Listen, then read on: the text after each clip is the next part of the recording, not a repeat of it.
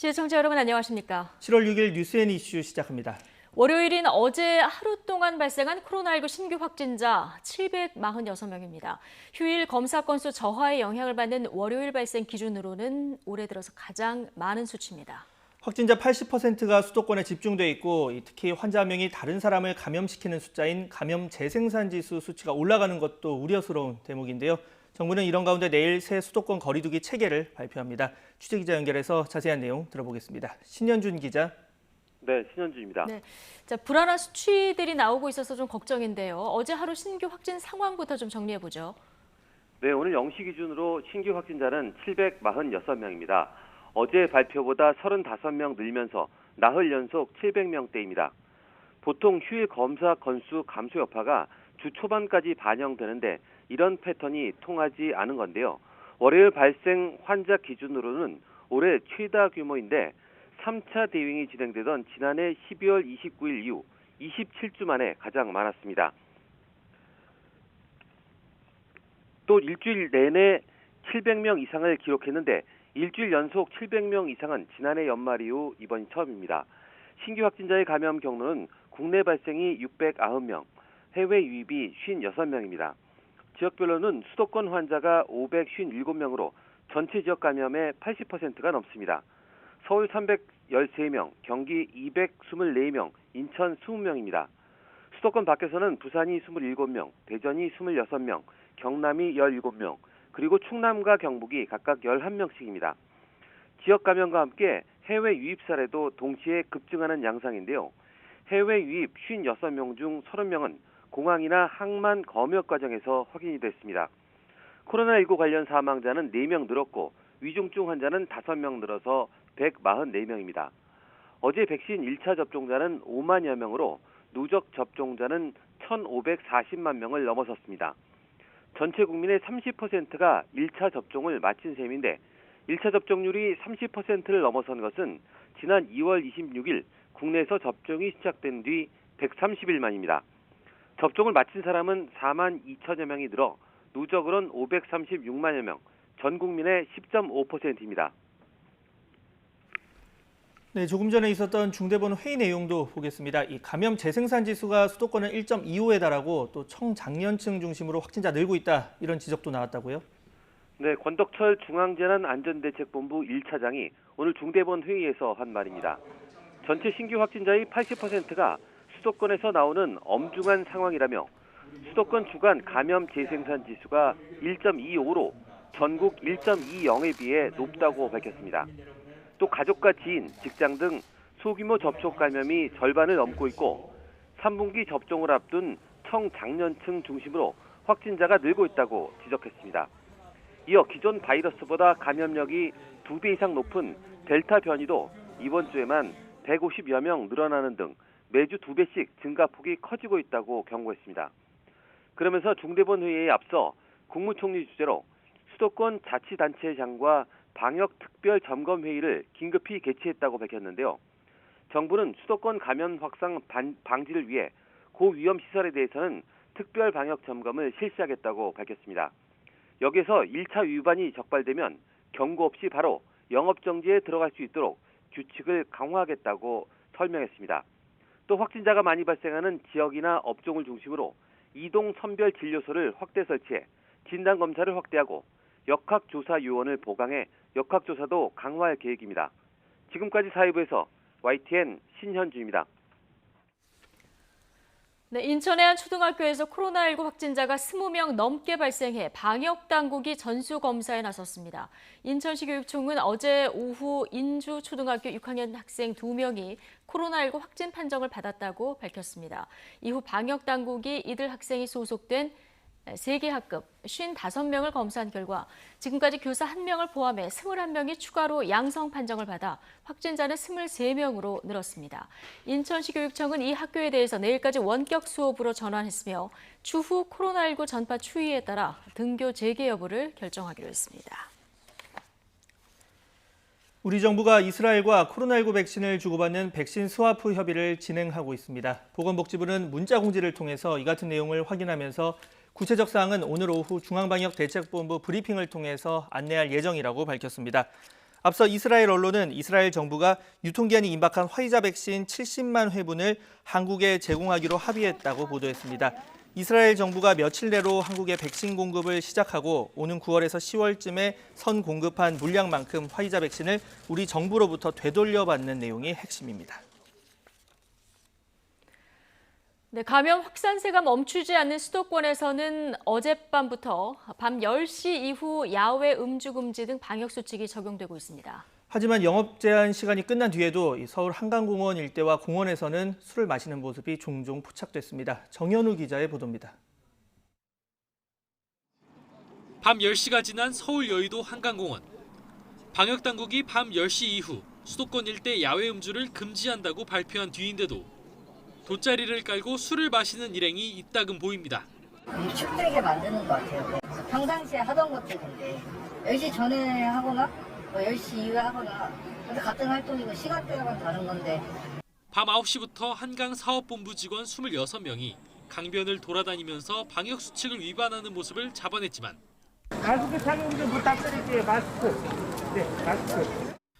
거리를 두고 밖에서 술을 마시는 것까지 막을 필요가 있냐고 반발하는 목소리도 나옵니다.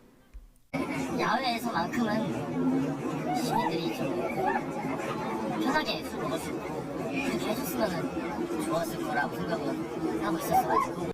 밤 10시를 넘기자 서울 홍대거리 주변 공원은 대체로 한산했지만 335 모여 술을 마시는 모습이 포착됐습니다. 이러다 보니 실효성 있는 점검을 원하는 주민들 목소리도 나옵니다. 주민으로서 조금 불편했던 건 사실은 사실이긴 해서 아무래도 좀 단속이 좀 잘 이루어지면 좋겠다라는 개인적인 바람은 있습니다. 서울시는 야외 음주나 마스크 미착용 사례를 발견하면 과태료를 처분하기 위한 법적 근거를 마련하고 있습니다. 또 각 구청과 함께 감염 전파 가능성이 있는 장소를 정한 뒤 직접 점검에 나선다는 계획도 전했습니다. YTN 정윤우입니다. 네, 원어민 강사 모임발 집단 감염을 포함해서 수도권 곳곳에서 집단 감염 확산이 그칠 기미를 보이지 않고 있습니다. 특히 20대 확진자가 가장 많은데 지난주와 비교를 해보면 20대 감염 발생률이 75% 이상 늘었습니다. 현장에 나가 있는 취재기자 연결합니다. 이준엽 기자. 네, 저는 지금 서울 홍대거리에 나와 있습니다. 예. 자, 그곳 원어민 강사 모임을 매개로 시작된 집단 감염 지금 꼬리를 물고 계속 이어지고 있군요. 네, 지금 이곳에는 문을 굳게 닫아 걸고 임시 휴업 안내문을 붙인 업소들이 눈에 띄는데요. 집단 감염이 일파만파 퍼지고 있기 때문입니다. 홍대 음식점에서 시작해 원어민 강사들을 통해 경기도 어학원까지 번진 집단 감염은 지난 22일 첫 확진자가 나온 후 지금까지 2주 넘게 지난 상황인데도 확진자가 증가하고 있습니다. 어제 경기도에서만 3명이 늘어서 지금까지 310명이 넘게 최소 확진을 받은 상황이고요. 수도권에서는 음식점이나 유흥시설 등 다중이용시설에서 나오는 감염이 신규 집단 감염의 절반 가까이 차지합니다. 서울의 경우 다른 지역보다 유동인구가 많아서 밀접, 밀집, 밀폐, 산밀 환경을 가진 다중이용시설이 많은데요. 특히 활동력이 높은 20대 확진자가 이런 시설을 이용하는 경우가 많아서 확진자도 가파르게 늘고 있습니다. 수도권 전체 연령대 중에서 20대 감염 발생률이 지난주보다 75% 이상 늘어났습니다. 나이대별로 보면 20대가 수도권 신규 확진의 16.4%를 차지해서 가장 많고 30대가 11.3%로 그 뒤를 잇습니다. 네, 특히 감염력이 다른 변이 바이러스보다도 더 높은 이 델타 변이 확진 사례도 늘고 있다고요? 네, 그렇습니다. 그제 기준으로 416명이 국내에서 델타 변이 바이러스 감염자로 확인됐습니다. 이게 지금 국내에서 검출된 변이 바이러스의 4.5%를 차지하는 건데요. 보통 집단 감염 가운데 일부만 감염된 것이 확인돼도 전체를 델타 바이러스 감염자라고 보는데요. 그래서 300명을 넘긴 이곳 홍대 음식점발 집단 감염 등을 포함하면 델타 변이 감염자는 훨씬 늘어날 것으로 보입니다. 특히 이곳 홍대주점을 방문한 손님이 부산 감성주점에도 방문한 것이 알려져서 델타 변이 바이러스 역시 번졌을 것으로 추정됩니다. 방역당국은 최근 감염자가 많은 20대에서 30대의 경우 무증상이나 경증 환자가 많아 검사가 지연되고 있다고 지적했습니다.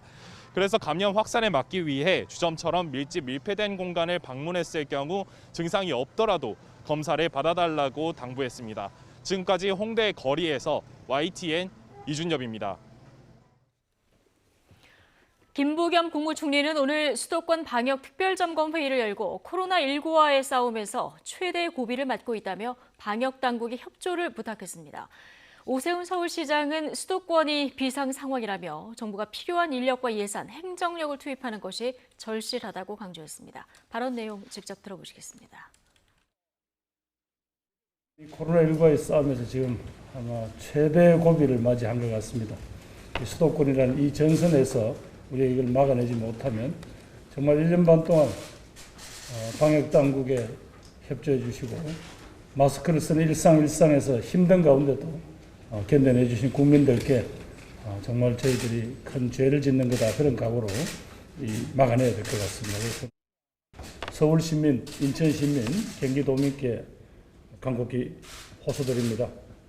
이 무서운 코로나19의 확산세를 멈추고 자신과 가족, 이웃과 이 나라의 안전을 지켜낼 수 있는 분은 결국 여러분들이십니다.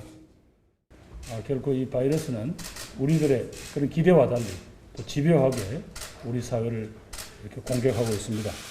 이 고비를 넘겨야만 일단 이달 중순부터 본격적으로 시작될 백신 접종 재개와 함께 또 집단 면역 달성으로 하는 길, 일상 회복의 길로 갈 수 있습니다. 자영업자와 소상공인들의 희망을 되살리고 시민들의 자유로운 일상생활을 조금이라도 빨리 돌려드리기 위해서 각고의 노력을 기울여야 하는 중대한 상황입니다. 비상의 상황에서는 그에 필요한 인력과 예산 투입이 절실합니다. 한 명의 의료 인력과 한 방울의 백신도 아쉬운 상황입니다. 지난 일요일 발표된 22시 이후 야외 음주 금지 조치가 현장에서 잘 이행되고 관리될 수 있도록 서울시는 자치구 그리고 경찰과 함께 협력하고자 합니다. 현장에서의 점검 및 단속 조치가 실효성 있게 진행될 수 있도록 경찰청의 협조와 지원을 부탁드리겠습니다. 현재는 4차 대확산의 기로에 서 있는 위급한 상황입니다. 모두가 힘을 합하면 이루지 못할 일은 없다고 판단이 됩니다. 네, 어제 토론회에서 나왔던 이재명 경기지사의 바지 발언을 놓고 여당에서는 물론 야당에서도 비판의 목소리가 커지고 있습니다. 야권의 유력 주자인 윤석열 전 검찰총장은 충청에서 첫 지방 행보를 소화하며 현 정부의 탈원전 정책을 계속해서 비판할 예정입니다. 자, 국회 취재기자 연결해 보겠습니다. 김태민 기자. 네, 국회입니다. 예, 자, 민주당 대권 주자들 사이에서는 지금 이재명 지사에 대한 공세가 연일 거세지는 상황이죠.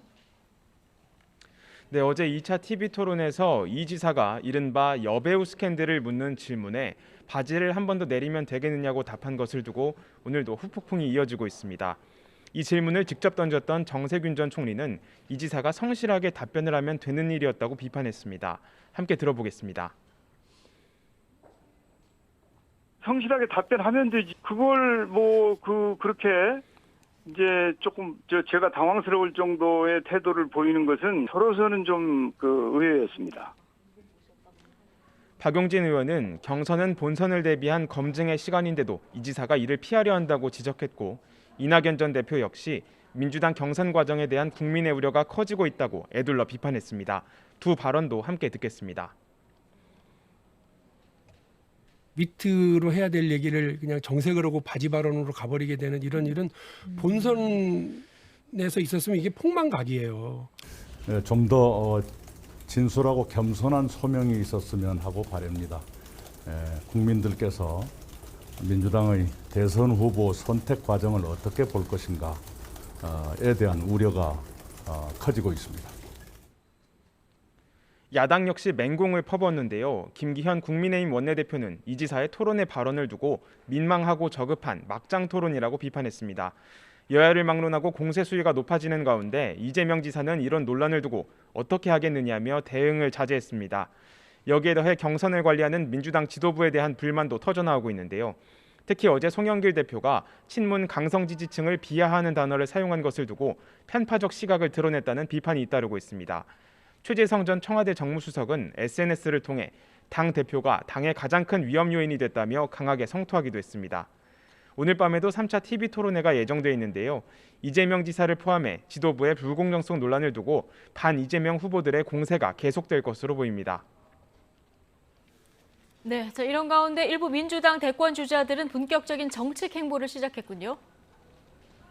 네, 그렇습니다. 여권 지지율 1위와 2위를 달리고 있는 이재명 경기지사와 이낙연 전 대표가 공통으로 택한 화두는 부동산입니다. 현 정부의 가장 큰 정책적 실패로 꼽히는 사안인 만큼 일찌감치 저마다의 해법을 제시하는 모습인데요. 우선 이재명 경기지사는 오늘 오전 부동산 시장법 제정을 위한 국회 토론회에 참석했습니다. 이 자리에서 부동산 감독기구 설치와 불공정 거래에 대한 강화된 벌칙 조항 마련 등 강력한 제재 필요성을 강조했습니다. 여기에 어제 대선 출마를 공식 선언한 이낙연 전 대표는 이른바 토지공 개념 3법 발의를 추진하겠다고 밝혔습니다.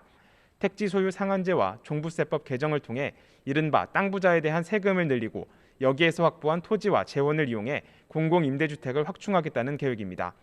이에 따라 각 후보들의 부동산 대책이 지난 4.7 재보선 과정에서 드러난 민심 위반을 얼마나 진정시킬 수 있을지 주목됩니다. 네, 야권 주자들에 대한 이야기도 좀 해보겠습니다. 윤석열 전 총장이 첫 민생 행보를 시작했죠. 네, 야권의 유력 주자로 꼽히는 윤석열 전 검찰총장, 윤석열이 듣는다라는 표어 아래 오늘부터 민생 행보에 뛰어들었습니다. 윤 전 총장이 택한 첫 행선지는 대전인데요. 먼저 국립대전현충원을 찾아 천안함과 연평도 희생장병 묘역을 참배했습니다.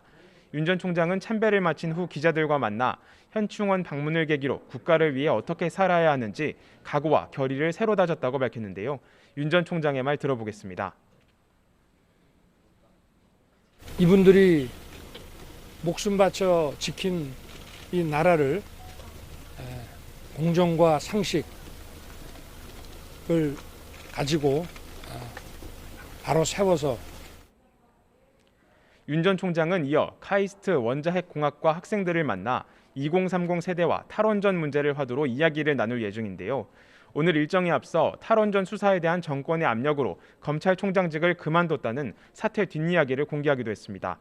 이런 행보는 탈원전 비판으로 현 정부와 대립각을 세우는 동시에 전통적인 보수층 결집을 노린 것으로 풀이됩니다.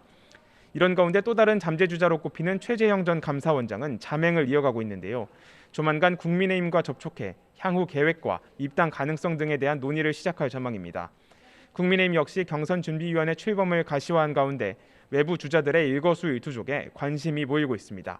지금까지 국회에서 YTN 김태민입니다.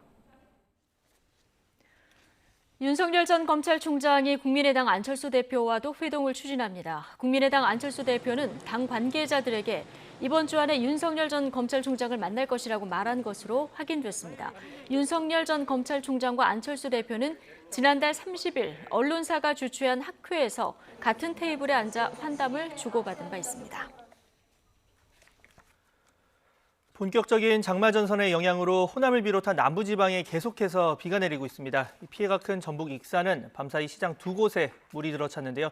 현장 취재기자 연결해서 자세한 상황 들어보겠습니다. 김민성 기자. 네, 전북 익산 중앙시장에 나와 있습니다. 네, 먼저 많이들 속상하실 텐데 이 상인분들 피해가 최소화되길 기원하겠습니다. 지금 김 기자 나가 있는 시장에 이 새벽 한때 침수가 된 거죠? 예, 그렇습니다. 어제부터 오늘 사이 전북에서 가장 많은 비가 내린 곳 가운데 한 곳이 바로 이곳 익산입니다. 거의 100mm가 넘게 내렸는데요. 이로 인해 저지대에 있는 점포와 건물에 물이 들어찼습니다. 시장 전체가 어제 이후로 완전히 멈춰버렸습니다. 저희가 침수된 옷가게 한 곳에 미리 양해를 구했는데요. 함께 들어가 보겠습니다. 네, 이쪽으로 모시고요. 예, 지금 보시면 밖에서부터 물에 젖은, 또 흙탕물에 젖은 물건들이 잔뜩 방치되어 있는 모습 확인하실 수 있습니다. 또 이렇게 바닥에 보면 흙탕물도 곳곳에 좀 이렇게 널브러져 있는데 보시면 당시 상황이 얼마나 열악했는지 좀 추정해 보실 수 있는 모습입니다. 네, 이쪽 잠깐 보겠습니다. 진열되어 있는 청바지인데 대략 무릎 정도 높이까지 흙탕물로 이렇게 물이 들어버렸습니다. 제가 올라올 때 약 30cm 정도 되는 턱을 넘었기 때문에 당시 이곳은 이곳 시장에는 최고 한 성인 남성 무릎 정도 높이까지 물이 들어찼다. 이렇게 추정해 볼 수 있겠습니다. 또 이쪽으로 좀 오겠습니다. 네, 진열장인데 여기도 이렇게 물이 잠겼던 흔적이 고스란히 이렇게 남아 있습니다. 보이시죠? 문 잠깐 열어보면요. 네, 안쪽까지 이렇게 진흙이 들어차가지고 이쪽에 있던 물건들 다 이제 버린 이런 모습인데 이렇게 경제적인 피해가 상당히 컸다 이렇게 유추해 볼 수 있는 그런 대목입니다. 또 안쪽으로 잠깐 들어가 보겠습니다. 이곳은 매장이고 또 안쪽은 사장님께서 잠깐 쉬는 곳이라는데 잠깐 들어가 보겠습니다.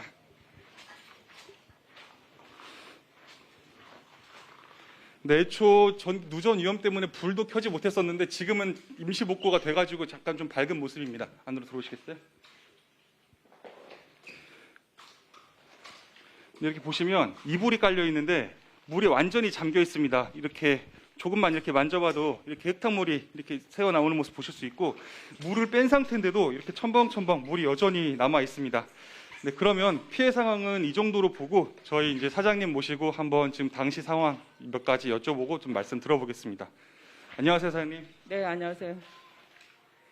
네, 좀 몇 가지 여쭤보겠습니다. 네, 느닷없이 이런 일이 벌어져서 마음이 너무 안 좋으시겠습니다. 네, 표현을 할 수가 없어요, 지금. 말로는.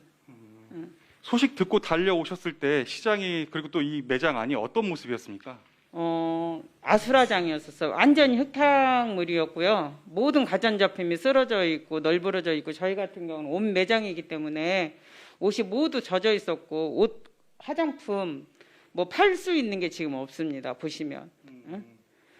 상인분들 모두 같은 마음일 텐데요. 혹시 지금 가장 필요한 지원 무엇일까요? 일단은 인력이 최고로 많이 거의 여기는 혼자 하시는 분들이 많이 있거든요.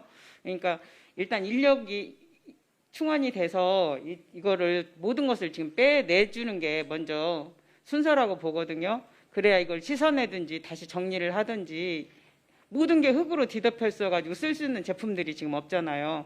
그래서 그런 부분들에서 빨리 그냥 많은 사람들이 와서 도움을 주셨으면 좋겠습니다. 네, 감사합니다. 말씀 잘 들었습니다. 네, 밤 8시부터 10시 사이에 60mm의 집중호우가 쏟아지면서 특히 피해가 컸습니다. 네, 전주기상지청은 해상에서 비구름대가 계속 발달해서 오전 중 또 그리고 오후까지 계속 비가 내릴 걸로 전망했습니다. 현재 남해안을 따라서 호남 외에 부산 등 경상권에도 폭우가 이어지고 있습니다. 오늘과 내일 50에서 150mm, 많은 곳은 200mm의 비가 예보돼 있습니다. 비 피해 없도록 철저히 대비하시기 바랍니다. 지금까지 익산에서 YTN 김민성입니다. 네, 이번엔 전남으로 가보겠습니다. 일부 지역은 최고 480mm가 넘는 물폭탄이 쏟아지면서 피해가 속출했는데요. 특히 전남 광양에서는 이 야산 절개지가 무너지면서 흙더미가 인근 주택과 창고 등을 덮쳤습니다. 고립된 80대 주민에 대한 구조 작업이 진행되고 있는데 현장 취재기자 통해서 자세한 상황 들어보겠습니다. 오태인 기자. 네, 전남 광양 절개지 붕괴 현장입니다. 네, 지금 전남 지역의 폭우 피해가 특히 큰 상황인데 지금 뒤로도 복구 작업 상황이 보이고 있습니다. 절개지 붕괴 사고 처음 발생 당시의 상황부터 들어볼까요? 네, 말씀하신 것처럼 지금 구조 작업이 한창 진행되고 있습니다. 중장비까지 동원되는데요. 보시는 것처럼 중장비가 쉴 새 없이 토사를 퍼내고 있습니다. 119 구급 대원들도 무너진 잔해를 일일이 손으로 옮기고 있습니다. 말 그대로 처참한 모습인데요. 사고가 난 건 새벽 5시 50분쯤입니다. 토사가 무너져 내리면서 절개지 아래에 있던 주택 2채와 창고 3동이 묻혔습니다.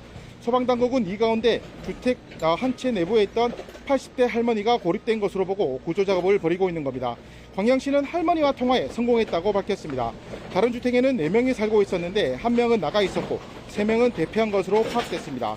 사고 당시 이곳 광양을 비롯한 전남 전역에 호우경보가 내려졌고 광양읍에는 아침 7시 기준으로 오늘 하루에만 170mm가 넘는 비가 내렸습니다.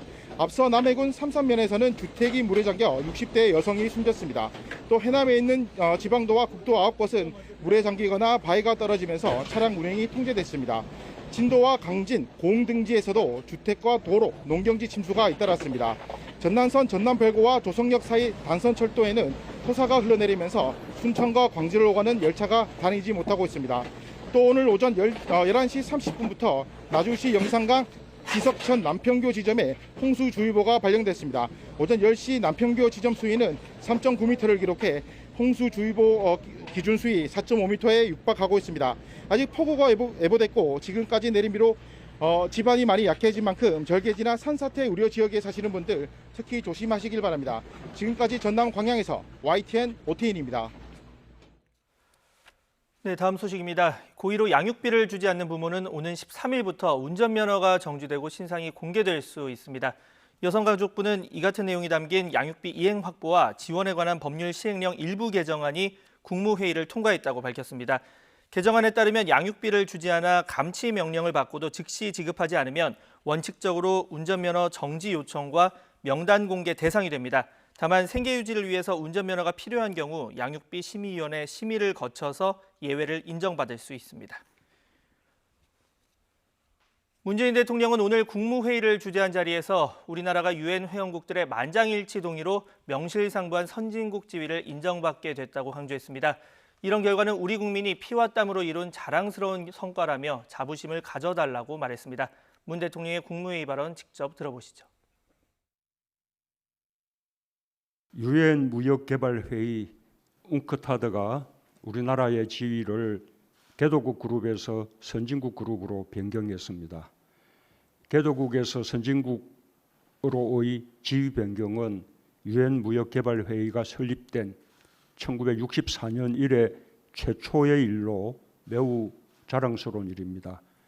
유엔 회원국들의 만장일치 합의에 의해 우리나라는 명실상부하게 선진국임을 국제적으로 인정받게 되었습니다.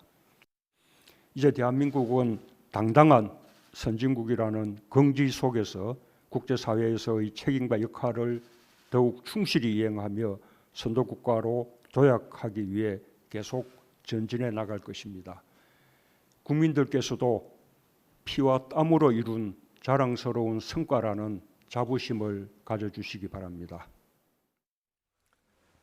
온라인 쇼핑 거래액이 통계 작성 이후 처음으로 16조 원을 돌파했습니다. 음식 서비스 거래가 늘어난 영향이 큰데 온라인 거래의 70%가량을 차지하는 모바일 거래액도 역대 최대를 기록했습니다. 취재기자 연결합니다. 권남기 기자. 네, 경제부입니다. 네, 온라인 쇼핑 거래액이 역대 최대를 기록했습니다. 다양한 원인이 있을 텐데 자세한 내용 들어볼까요? 네, 온라인 쇼핑 거래액이 지난 2001년 통계 작성 이후 처음으로 16조 원을 돌파했습니다. 통계청이 오늘 발표한 올해 5월 온라인 쇼핑 동향을 보면 지난달 온라인 쇼핑 거래액은 16조 594억 원으로 1년 전보다 26% 증가했습니다. 상품군별로 보면 음식 서비스가 1년 전보다 62% 넘게 뛰었고 음료와 식품도 38%가량 느는 등 식품 관련 거래 증가가 두드러졌습니다. 통계청은 코로나19 영향에 더해 배달 음식 서비스가 다양해지고 식품 관련 새벽 배송이 확대된 데 따른 것으로 봤습니다. 또 가전제품의 대형화와 고급화 추세로 생활과 주방가전 판매가 늘면서 가전, 전자, 통신기기도 1년 전보다 20% 가까이 증가했습니다. 온라인 음식 서비스 거래가 늘면서 관련 비중이 높은 모바일 쇼핑도 역대 최대 거래액을 기록했습니다. 지난달 온라인 쇼핑 거래액 가운데 모바일 쇼핑 거래액은 1년 전보다 30% 넘게 늘어난 11조 4,346억 원으로 통계 작성 이후 최대 규모였습니다. 전체 온라인 거래의 71.2%가 모바일로 이뤄졌는데 가장 많이 거래한 건 음식 서비스와 이쿠폰 서비스, 아동, 유아용품, 애완용품의 순이었습니다. 지금까지 경제부에서 전해드렸습니다.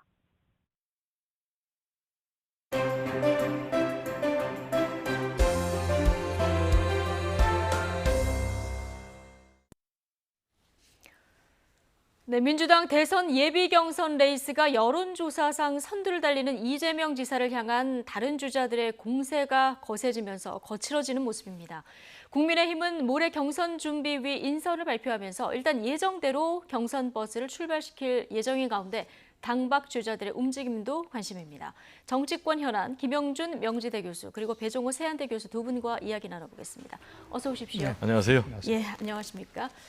자, 민주당 어제 대선 주자들 2차 TV 토론도 있었는데요. 1차 때와 마찬가지로 이재명 지사를 향한 집중 견제가 이루어졌습니다. 주요 내용 먼저 보고 오시겠습니다. 선거 8개월여 남았는데요. JTBC와 한 번밖에 못 드리겠습니다. 국민 모두가 이재명 후보의 그 대표 공약은 기본소득이다. 저도 그렇게 알고 있고 홍길동이도 다 그렇게 알고 있는 거란 말이죠. 그런데 그게 이게 흔들리는 것은 문제다. 윤석열 전 총장에 대해서요, 뭐 정책 없다고 뭐라고 하셨던데 윤석열 총장 흉밖에 없습니다. 그 양반은 한 말이 없지 한 말을 뒤집은 적은 없어요. 카멜레온 정치는 제일 싫어합니다. 이걸 하겠다는 게 제 가장 일 공약은 아닌데 일 공약은 성장 정책인데, 그러나 이것도 중요한 핵심 정책이기 때문에 당연히 해야죠. 윤석열 대선 후보가 말을 뒤집었던 것에 대해서는 간과하시고 우리 박용진 후보께서 윤석열을 가지고 와서 우리 이재명 후보가 기본소득에 대해서 말을 뒤집는다 이렇게 하는 것은 조금 과하다. 왜냐하면 이 최대의 거짓말을 한 사람이 윤석열 대선 후보거든요. 맹추연대, 재미연대 이렇게 해서 굉장히 화제가 되고 있어요. 그래서 네. 이재명 후보, 추미애 후보가 혹시 단일을 하는 거 아닌가. 소위 말하는 스캔들에 대해서 이제 그 얘기는 이제 그만합시다 이렇게 말씀하셨는데 제가 혹시 바지 한 번 더 내릴까요? 어떻게 하라는 겁니까?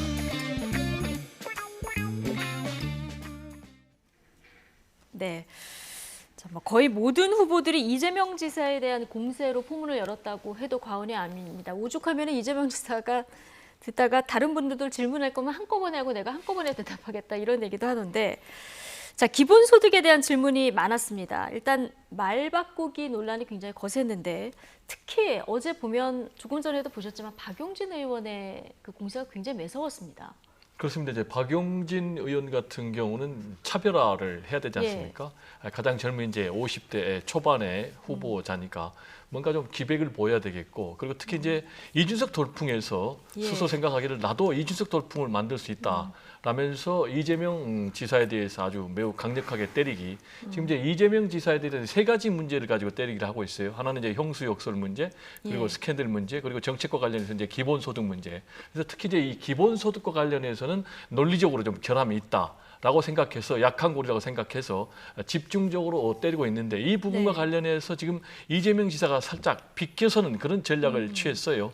제가 전략이라고 이렇게 표현한 이유는 이재명 지사 같은 경우는 아시겠지만 기본소득을 가지고 변방의 비주류에서 지금 강력한 여권의 1위 주자로까지 부상을 했거든요. 그래서 이런 상황에서 본인이 계속해서 이 문제를 가지고 나가기보다는 오히려 이제 중도까지 본선을 생각해서 겨냥해야 되기 때문에 성장 쪽에 무게를 두고 있는 그런 상황에서 지금 속도와 그리고 강도를 조절하는 그런 상황이 아닌가 이렇게 분석이 됩니다. 본선을 대비한 비껴가는 전략이다. 자, 이렇게 얘기해 주셨는데, 자, 지금 말씀하셨듯이 기본소득에 대한 공세가 거세지니까 최근에 이재명 지사가 이거는 내가 아직 공약을 발표도 안 했기 때문에 1호 공약이 아니다 이렇게 얘기를 했거든요. 이런 대응은 어떻게 보십니까? 실제로 보면은 조금 실망스러운 부분이 있어요. 왜냐하면 저는 반대로 나올 줄 알았거든요. 기본소득에 관련돼서 본인이 그동안 구성했었던 거, 그 재원 조달은 어떻게 하고 이것을 통해서 향후에 지금 얘기하는 제일 공약인 성장 정책이 어떻게 연결될 것이냐를 얘기를 해야지. 지금 모든 국민들은 이재명 하면 제일 먼저 떠오르는 게 기본소득인데 그것을 내 대표 공약도 아니고 그리고 순차적 단계적으로 하겠다고 얘기를 하다 보니까 말의 신뢰성을 잃어버리는 부분들이 있고, 그러니까 박용진 의원 같은 경우는 말 바꾸기 아니냐라는 공격을 받을 수 있는 부분들이 분명히 저는 있다고 저는 봅니다. 그런 의미에서 우리는 이 TV 토론이라는 걸 할 때 왜 하죠? 그러니까 결국 핵심적인 사항은 뭐 지금 3대 의혹인 이재명 의원의 뭐 형수 욕설이라든지 뭐 사생활 스캔들이라든지 기본 그게 아니에요. 이 TV 경선을 통해서 과연 누가 대한민국을 제대로 이끌어 갈 것이냐라는 자질을 검증하는 거기 때문에 여기는 무차별적으로 정말 그 두 후보에 대한 검증이 필요한 부분이 있기 때문에 그런 부분에 대해서는 오히려 피하려고 하지 말고 정면 돌파를 해서 자신이 갖고 있는 구상과 비전을 아주 상세하게 국민에게 밝히는 것이 오히려 좋은 전략이지, 지금 같은 식으로 하면 자꾸만 빠져나가는 듯한 또는 말 바꾸기 하는 듯한 이런 식의 저는 전략은 결코 바람직한 것은 아니라고 저는 봅니다. 근데 이제 이재명 지사의 기본소득이 너무 분배에만 맞춰져 있어서 지금 아까 말씀하신 성장 쪽을 바라는 어떤 중도층 국민들까지 생각을 했을 때 본선을 위한 전략이다 이런 얘기에 대해서는 어떻게 보십니까? 그거는 실제로 보면은요 굉장히 그 충격적인 요소가 있는 거죠. 예. 물론 1946년에 스웨덴의 그 총리가 아주 굉장한 좌파였어요. 에르란드르 총리가 좌파임에도 불구하고 제일 일성이 뭐였었냐면 성장 없이 복지 없다라는 유명한 말을 했습니다. 그리고 23년간 총리를 했어요. 자, 그렇다고 한다면 이런 기본소득과 관련돼서 지금 분배와 성장이란 두 가지를 다 얘기하고 있는 거거든요. 좀 이재명 지사가 그러잖아요. 네. 자기가 제일 정책은 성장이고 그다음에 기본소득은 여전히 추진하겠다는 복지란 말이에요. 그 성장과 복지를 어떻게 조화를 이뤄낼 것이냐 얘기를 해야지 지금까지 나온 얘기를 보면은 그건 내 공약이 아니다, 대표 공약이 예. 아니다 이런 식으로 자꾸만 정확하게 자신의 구상이 아직까지 정립이 안 된 것인지 아니면 이거를 만약에 중도층을 겨냥한 전략적 차원에서 나왔다고 한다면 저는 건 하책이라고 봅니다.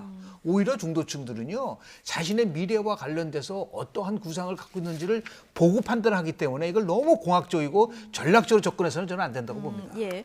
오늘 3차 토론이 있을 텐데요. 여기서도 아마 이 기본소득 공방이 굉장히 치열할 것 같은데요. 이재명 지사 답변이 어떻게 되는지 좀 지켜볼 대목이고요. 자, 이광재 의원이 정세균 전 총리와 단일화를 했기 때문에 어제 8분이 토론을 했고요. 이게 1대7 구도냐? 근데 그건 아니고 한 2대6 정도 된 것 같습니다. 추미애 전 장관만 이재명 지사 쪽에서 약간 옹호하는 발언을 1, 2차 TV 토론에서 다 같이 했는데 자, 아까 김두관 후보가 언급했지만 명추연대, 재미연대 이런 말들이 지금 나옵니다. 두 사람이 단일화할 가능성 있다고 보시는지 하고 이게 경선의 변수가 될까요? 단일화까지는 어렵다고 보고요. 예. 다만 연대의 가능성은 지금 행보를 보면은 충분히 가능한 것 아닌가 이렇게 생각이 됩니다. 앵커께서 말씀하신 대로 추미애 전 법무장관의 행보는 저도 개인적으로 상당히 네. 뜻밖의 그런 모습인데요. 추미애 전 법무장관 하면 이제 강성 친문 세력을 기반으로 해서 본인이 경선에서 승리하겠다라는 이제 그런 기본 전략 아니겠습니까? 그런데 친문들이 싫어하는 이재명 지사를 오히려 옹호하는 또는 엄호하는 그런 모습을 보이고 있거든요. 1차 TV 토론에 의해서 2차 TV 토론에서도 그런 모습을 보여줬어요. 특히 이제 이재명 지사가 박용진 의원에게 상당히 공격당할 때 방어까지 해주는 이제 그런 모습을 보였는데 왜 이런 모습을 보일까라는 것과 관련해서 한 두 가지 이유가 있는 것 같아요. 네. 하나는 본인이 이제 굉장히 싸움닭 이미지가 있지 않습니까? 그래서 중도까지 좀 포용할 수 있는 포용의 지도자로 이미지를 좀 바꾸겠다. 추미애 전 장관의 강한 이미지에 희석. 그렇습니다. 추다르크의 이미지를 좀 포용력 있는 그런 지도자의 모습으로 바꾸겠다라는 이제 전략적인 그런 행동이 담겨 있다라는 분석도 가능하고요. 또 하나는요? 두 번째는 이재명 대세론에 어느 정도 본인이 순응한 것 아닌가 이런 생각도 들어요. 즉 그게 무슨 얘기냐면 만약에 이재명 지사가 민주당의 대선 후보로 확정이 되고 정권 재창출할 경우에는 추미애 전 법무장관 입장에서는 어차피 정치를 계속한다면은 앞으로 정치적인 어떤 공간을 열어야 되는 그런 부분까지 고려한 것이다. 라면서 지금 추명연대를 주장하는 쪽에서는 이 후자를 얘기를 하고 있어요. 그런데 이제 딜레마적인 상황인 게 만약에 그렇다면 추미애 지사가 지금 본인의 동력은 강성 친문 지지 세력인데 이재명 지사를 엄호할 경우에 이 강성 친문 지지 세력이 계속 추미애 전 법무장관을 동력으로 제공을 해줄 것인지라는 이제 그런 의문이 들고요. 만약에 이 동력이 상실되면은 다시 이재명 지사하고 연대가 가능한지라는 이런 딜레마적인 상황을 앞으로 추미애 후보가 어떻게 좀 펼쳐나갈지 참 상당히 관전 포인트입니다. 예, 이 뭐 명추연대도 관심이지만 반 이재명 후보들이 어디까지 누구까지 단일화할 것인가 이 부분도 관심인데 이 민주당 경선에서도 아무래도 단일화가 좀 관심 가져볼 만한 포인트인 건 그렇죠. 맞죠? 왜냐하면 이제 결선 투표제로 도입이 돼 있기 때문에 저는 후보가 많은 경우에는 50%를 얻기가 쉽지를 않아요. 97년도 당시 신한국당 집권당이었었는데 구령이 나왔었잖아요. 그때 1위가 이해창, 2위가 뜻밖의 이인재라는 분이 됐는데 그래서 1, 2위가 이제 결선 투표를 했고 그렇죠. 그리고 그렇게 되면 어차피 결선 투표로 갈 수밖에 없다. 왜냐하면 그렇게 저는 그렇게 될 가능성이 굉장히 높다고 크다. 봅니다. 예. 그리고 또 하나는 지금 이제 이낙연 우리 후보나 정세균 후보나 굉장히 많은 경력고 가시고 그런데 또 이번이 저는 마지막이라고 좀 봐요. 다른 후보들은 뭐 다음 기회가 있을 수는 있겠으나 여러 가지 정황으로 본다고 한다면 이번이 마지막이라면 그만큼 단일화하는 게 쉽지 않다는 것을 함축하고 있는 것이고요. 그래서 지금 얘기하는 친문 강성의 지지를 받고 있는 추미애 의원까지 만약에 끝까지 완주를 한다고 한다면 저는 1차로 끝날 가능성은 거의 없다. 그럼 당연히 결국은 1대1 결선 투표. 그렇습니다. 결선 투표 때는 당연히 이제 뭐 연대라든지 아니면 뭐 지지 선언이라는 것이 나올 수밖에 없는 거기 때문에 결국은 가장 핵심 그럼에도 불구하고 만약에 정세균 후보와 이낙연 후보가 극적으로 만약에 친문 후보 단일화를 한다고 한다면 그거는 상당한 나름대로의 파괴력을 가질 수 있는 부분들이 분명히 있는 거고요. 아까 조금 전에 얘기한 추미애 의원은 정치 선언하고 대권 선언을 한 것은 결국은 윤석열 저격수의 이미지를 강화시키려는 그 이상 이하도 아니다라고 저는 봅니다. 본인이 왜 나왔는지를 명쾌하게 한 이유는 뭐냐면 결국은 윤석열을 흔들어서 정권을 교체를 막겠다라는 것이 강하기 때문에 단순한 뭐 친문 강성 지지층을 받느냐 안 받느냐 그런 차원에서 접근하고 있는 것은 아닌 것이 아닌가라는 생각을 좀 하게 됩니다. 자, 어쨌든 여러모로 1등이기 때문에 지금 공격을 받고 있는 이재명 지사. 어제는 사생활 질문이 나왔는데요. 여기에 대해서 굉장히 발끈하는 모습도 보였습니다.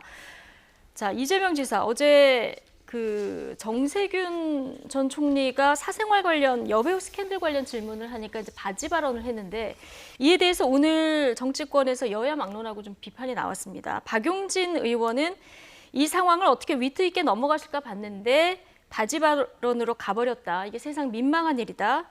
이게 만약에 본선이었으면 완전히 망하는 것이었다. 이렇게 얘기를 했고요. 김기현 국민의힘 원내대표는 민망하고 저급한 막장 토론이었다. 자, 이런 얘기를 했는데 자, 이 발언 일단 어떻게 보십니까? 민망하고 저급하다 하면은 답변한 쪽이 민망하고 저급한 것인지 문제 제기를 한 쪽이 민망하고 저급한 것인지 좀 생각을 해봐야 되겠고요.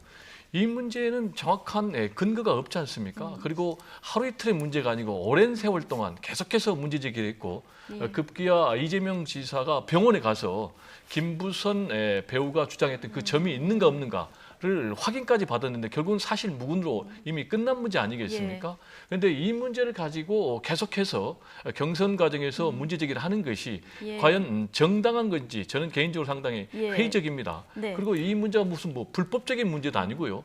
말 그대로 개인의 스캔들 문제인데 이 문제를 가지고 집권 여당에서 민생 문제라든지 미래 국가의 비전이라든지 성장 동력 이런 부분을 얘기하지 않고 어떤 경선의 공략 포인트로 이 부분을 계속해서 제기하는 것은 굉장히 바람직하지 못하다. 이제는 좀 생산적인 그런 정치의 모습을 집권 여당에서부터 경선 과정을 통해서 좀 보여줄 필요가 있다라는 얘기를 좀 강조를 하고 싶습니다. 이재명 지사도 오늘 아침에도 이건 질문이 적절하지 않다 이런 얘기를 했는데 자, 여러 차례 반복되는 이런 사생활 이야기들 검증, 이 어디까지 검증을 해야 되는 게 맞습니까? 좀 이재명 지사 측이 TV 토론일에 관련돼서 이해가 부족한 것 같아요. 질문 내용이 부적절하다 그런 것이 아니라 TV 토론을 통해서 국민들은 어떤 상황이 나왔을 때 그것을 처리하는 태도를 보는 겁니다. 왜냐하면 국가 지도자라는 게 수많은 이제 그 상황에 돌변적인 상황에 대처했을 때 그것을 어떻게 차분하고 진솔하고 정직하게 이 문제를 다뤄나간다고 한다면 저분은 한번 대통령이 좀 됐으면 좋겠다는 건데 지금 자신의 사생활 스캔들과 관련돼서 대처하는 태도는 굉장히 제가 볼 때는 어설퍼요. 이 부분이 그래서 지적이 하는 거 아니겠습니까? 저는 정세균 후보가 얘기하는 대통령의 중요한 덕목 중에 하나가 도덕성이고 도덕성이 무너지면 저희가 무너지고 저희가 무너지면 원칙이 설 수가 없다. 다시 해서 이 문제는 단순한 스캔들의 문제가 아닙니다. 태도와 그리고 도덕성이 생겨야지 권위가 생기는 거기 때문에 그래서 이런 부분 속에서 벼랑간 저런 식으로 감정적으로 대응한 거 아닙니까?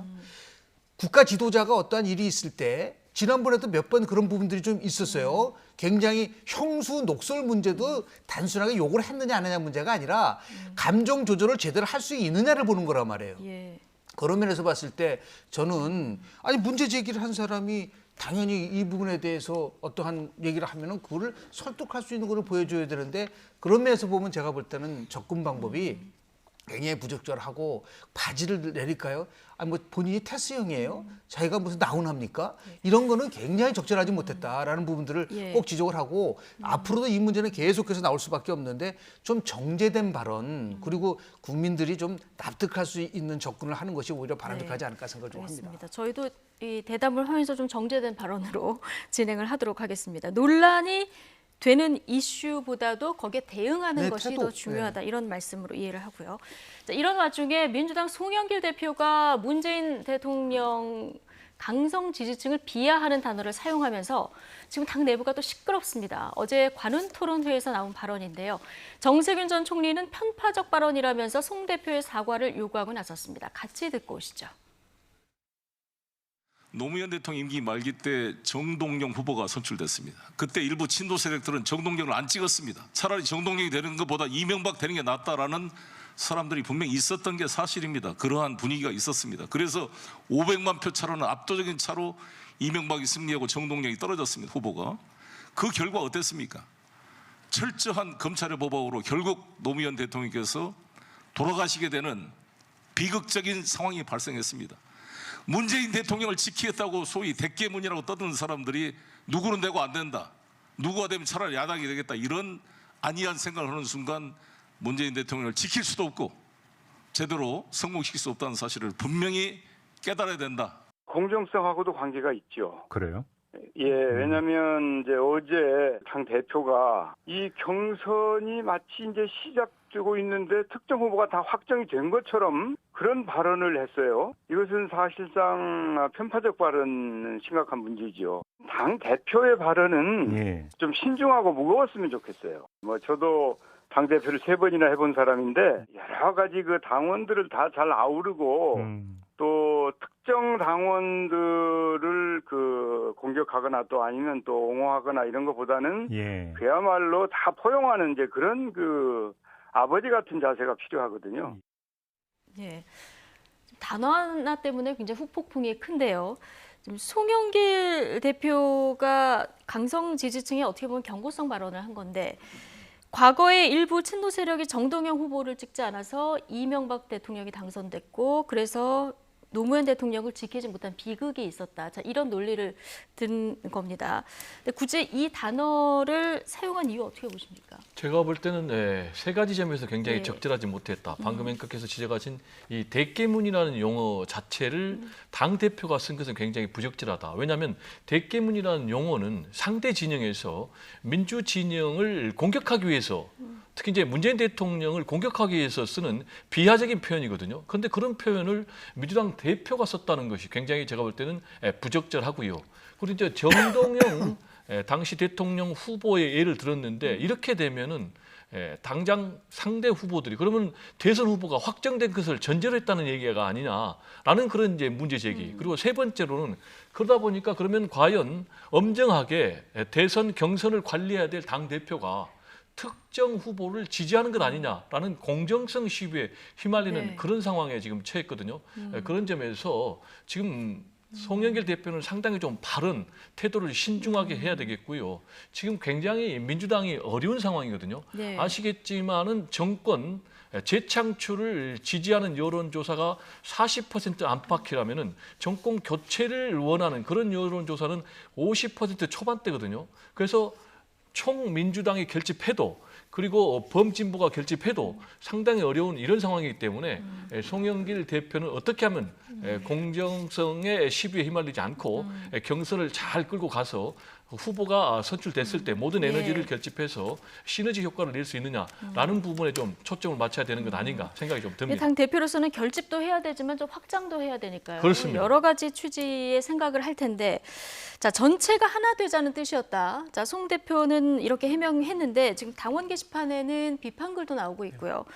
지금 앞서서 정세균 후보 얘기 들어보셨지만 지금 편파성 문제를 제기를 했거든요. 충분히 이런 지적을 할 만한 문제라고 보십니까? 저는 뭐 정세균 후보가 충분히 문제 제기. 저는 정세균 후보만이 아니라 다른 분들도 얼마나 공감을 할 거라고 볼 거예요. 왜냐하면 정말 마치 특정 후보가 확정된 것처럼 얘기를 하는 부분들은 지극히 편파성의 논란에 스스로 자초한 거잖아요. 그래서 오죽하면은 이게 대표 리스크가 있는 게 아니냐. 대표 때문에 지금 굉장히 민주당이 어려움에 봉착될 수도 있다는 얘기를 하고 오늘 있는데요. 최재성 전 정무수석이 이런 얘기를 그렇습니다. 했습니다. 지금 또 하나 문제는 뭐냐면 사실관계가 잘못돼 있어요. 정동영 후보가 진 게 무슨 친노가 안 찍어서 찍은 겁니까? 531만 표 차이로 졌는데 친노가 안 찍어서가 아니라 정동영 후보가 결국은 능력이 안 돼서 진 걸 가지고 마치 친노가 안 찍어서 된 것처럼 그 사실 자체가 잘못된 부분이라고 좀 보고요. 또 하나는 2007년도 당시에 그 집권 야당이었는데 당시 당 대표가 강재섭 대표였습니다. 박근혜하고 이명박하고 치열하게 싸웠어요. 저 가서 강재섭 대표를 좀 배웠으면 좋겠어요. 그분이 이 두 사이에서 얼마나 균형을 맞추려고 노력을 했는지. 그러면서 결국은 어떤 얘기까지 했냐면 나는 내년도 총선에서 나가지 않습니다. 라는 결기를 보이면서 어떻든 간에 당이 깨지지 않도록 혼심을 다했었습니다. 강재섭 대표가. 그런 자세로 원팀이 되려고 한다면 원팀에 될 수 있게끔 행동을 해야 되지, 말은 논쟁을 일으키고 또 다른 말은 또 나는 원팀이 되기 때문에 그렇게 한다? 앞뒤가 맞지를 않아요. 대표가 좀 신중할 필요가 있다라는 말씀을 좀 드리고 싶습니다. 예, 두 분 다 비판을 해주셔서 경선, 그런데 시기 문제부터 국민 면접관 선임까지 지금 후보하고 당 지도부 사이에 마찰은 계속되고 있습니다만은 송영길 대표 입장에서 생각하면 또 당심과 민심 사이에서 적절한 또 줄다리기를 해야 되는 이런 부분이 또 있지 않겠습니까? 그렇습니다. 말씀하신 대로 당심뿐만이 아니고 민심도 잡아야 되는, 특히 이제 뭐 조국 문제라든지 부동산 문제라든지 이런 부분에 있어서 상당히 중심을 잡아야 되기 때문에 기존의 대표와는 좀 차별화된 목소리를 낼 수밖에 없는데 뭐든지 과유불급이라고 지나치게 되면 이제 오히려 역효과가 나오는 그런 상황이거든요. 본인은 하나가 되자라는 취지에서 했지만은 결과적으로 지금 분열과 갈등되는 그런 양상을 보이고 있고 특히 이제 본인이 이렇게 계속해서 날선 발언을 하게 되면은 역설적으로 친문 강성 지지층이 결집해서 지금 현재 진행되고 있는 민주당 경선의 또 다른 변수가 될 수가 있어요. 오히려 이재명 지사의 흐름에 역효과를 낼 수도 있는 그런 상황이기 때문에 발언 하나하나 그리고 메시지 자체를 좀 신중하게 할 필요가 있다라는 얘기를 좀 드리고 싶고요. 지금 특히 중요한 것은 지금 코로나19 상황에서 어떻게 하면 코로나19 방역을 현실적으로 잘 할 것인가, 플러스 그리고 민생 문제, 뭐 사회적 경제적 약자들에 대한 해법, 그리고 지금 뭐 부동산 문제가 가장 중요한 문제거든요. 이 부동산 문제를 해결하지 못할 경우에는 지금 민심에 등을 돌렸던 뭐 중도층이라든지 2030의 표를 가져올 수 없기 때문에 이런 부분에 있어서 당 대표가 확실하게 방향을 잡고 또 민주당의 경선도 이런 생산적인 정책적인 대안을 낼 수 있는 그런 토론회가 될 수 있도록 본인이 좀 앞장설 필요가 있지 않나 이런 생각이 좀 듭니다. 자, 야권 상황으로 넘어가겠습니다. 윤석열 전 검찰총장은 오늘부터 윤석열이 듣습니다. 자, 이런 민생 행보를 시작합니다. 오전에 국립대전현충원 현충탑 참배를 하고 천안함 용사, 연평해전 전사자 묘역을 참배했는데요. 어제는 모교인 서울대를 방문해서 월성원전 조기 폐쇄 의혹 수사가 정치를 하게 된 계기다, 이렇게 밝히기도 했습니다. 이 발언까지 같이 듣고 오시겠습니다. 오늘 이 현충원에 와서 이분들의 그 잠들어 계시는 모습을 보니 나라가 어떤 것이고 우리가 국가를 위해서 어떻게 살아야 되는지 다시 한번 결의와 각오가 새로워지는 것 같습니다. 제가 방명록에도 썼지만 이분들이 목숨 바쳐 지킨 이 나라를 공정과 상식을 가지고 바로 세워서 우리 국민들과 우리 후손이 행복하게 살 수 있는 그런 미래를 꼭 만들어야 되겠다는 각오와 결의를 다졌습니다. 제가 오늘 여기에까지 이런 정치에 참여하게 되는 이런 계기가 된 것 역시 결국은 그 월성원전 사건하고 무관하지 않고 결국은 이 정부의 이 탈원전과 무관하지 않다고 저는 생각을 합니다. 그리고 우리 지금 재형 감사원장님께서 뭐 정치에 참여하실지 어떨지는 모르겠습니다만은 감사원장을 그만두시게 된 것 역시 이 월성원전 사건하고 관계가 있기 때문에. 네. 자, 공정과 상식, 오늘도 이 이야기를 했는데요. 윤석열 전 총장의 첫 민생 행보의 키워드 두 가지를 꼽으라고 하면 충청 그리고 탈원전인 것 같습니다. 하나씩 좀 보면 먼저 첫 방문지로 그 충청 지역을 택한 이 방문지의 의미는 뭐라고 보십니까? 뭐 본인이 충청 출신을 아닐 수도 있지만 아버님이 이제 충청도다 보니까 충청 대망론이라는 것이 계속 나왔었어요.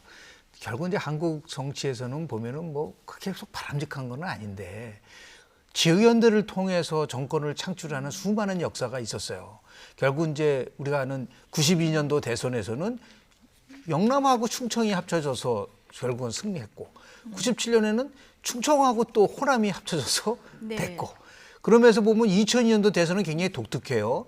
충청도와 전혀 연관이 없는 노무현 후보가 행정수도이라는 정책을 가지고 충청과 연대를 한 최초의 사건입니다. 저는 그것을 굉장히 중요하게 보고 있는데 지금도 보면은 단순하게 충청에 내려가서 어떻게 하겠다는 것보다도 중요한 정책적 사항을 가지고 충청을 방문해서 거기서 국민들의 지지를 받는 거는 저는 있을 수 있다고 보는데요. 지역연대의 기둥 바탕을 둬서 정권을 찾아오겠다라는 거는 그건 제가 볼 때는 아주 과거 방식이라고 볼 수밖에 없고요. 다만 본인이 이제 지향하는 여러 가지 가치들이 있어요. 왜 정권이 교체돼야 되느냐? 한마디로 얘기하면 공정과 상식이 무너진 이 상황 속에서 문재인 정부의 잘못된 것을 바로 잡겠다라는 것에 대한 것을 자신의 정권 교체의 명분으로 삼고 있기 때문에 그런 의미에서 보면 뭐 탈원전 문제를 포함해서 다른 여러 가지 정책적 상황에 대해서 얘기하는 거는 충분히 국민들이 봤을 때는 귀담아 들을 수 있는 가능성이 있는 부분이 아닌가. 그래서 그럼 오늘 정책이 현충원 발언 메시지는 뭐 괜찮았다 이렇게 보시는 거예요? 왜냐하면 본인이 왜 정권 교체를 해야 되고 정치 선언을 했느냐에 대한 명분을 제시하는 것에 있어서는 부합할 수 있는 부분이 충분히 있을 수 있다라는 말씀 좀 드리고 싶습니다. 자, 어제 서울대 원자핵공학과 주한규 교수 만났고요. 오늘은 카이스트 원자핵공학과 학생들 만난다고 합니다. 자, 탈원전 문제를 얘기할 텐데 첫 행보로 탈원전 이슈를 잡은 것 어떻게 보십니까? 뭐 두 가지겠죠. 하나는 뭐 현 정권의 정책적인 실정 부분이 탈원전이다라는 이제 그런 판단.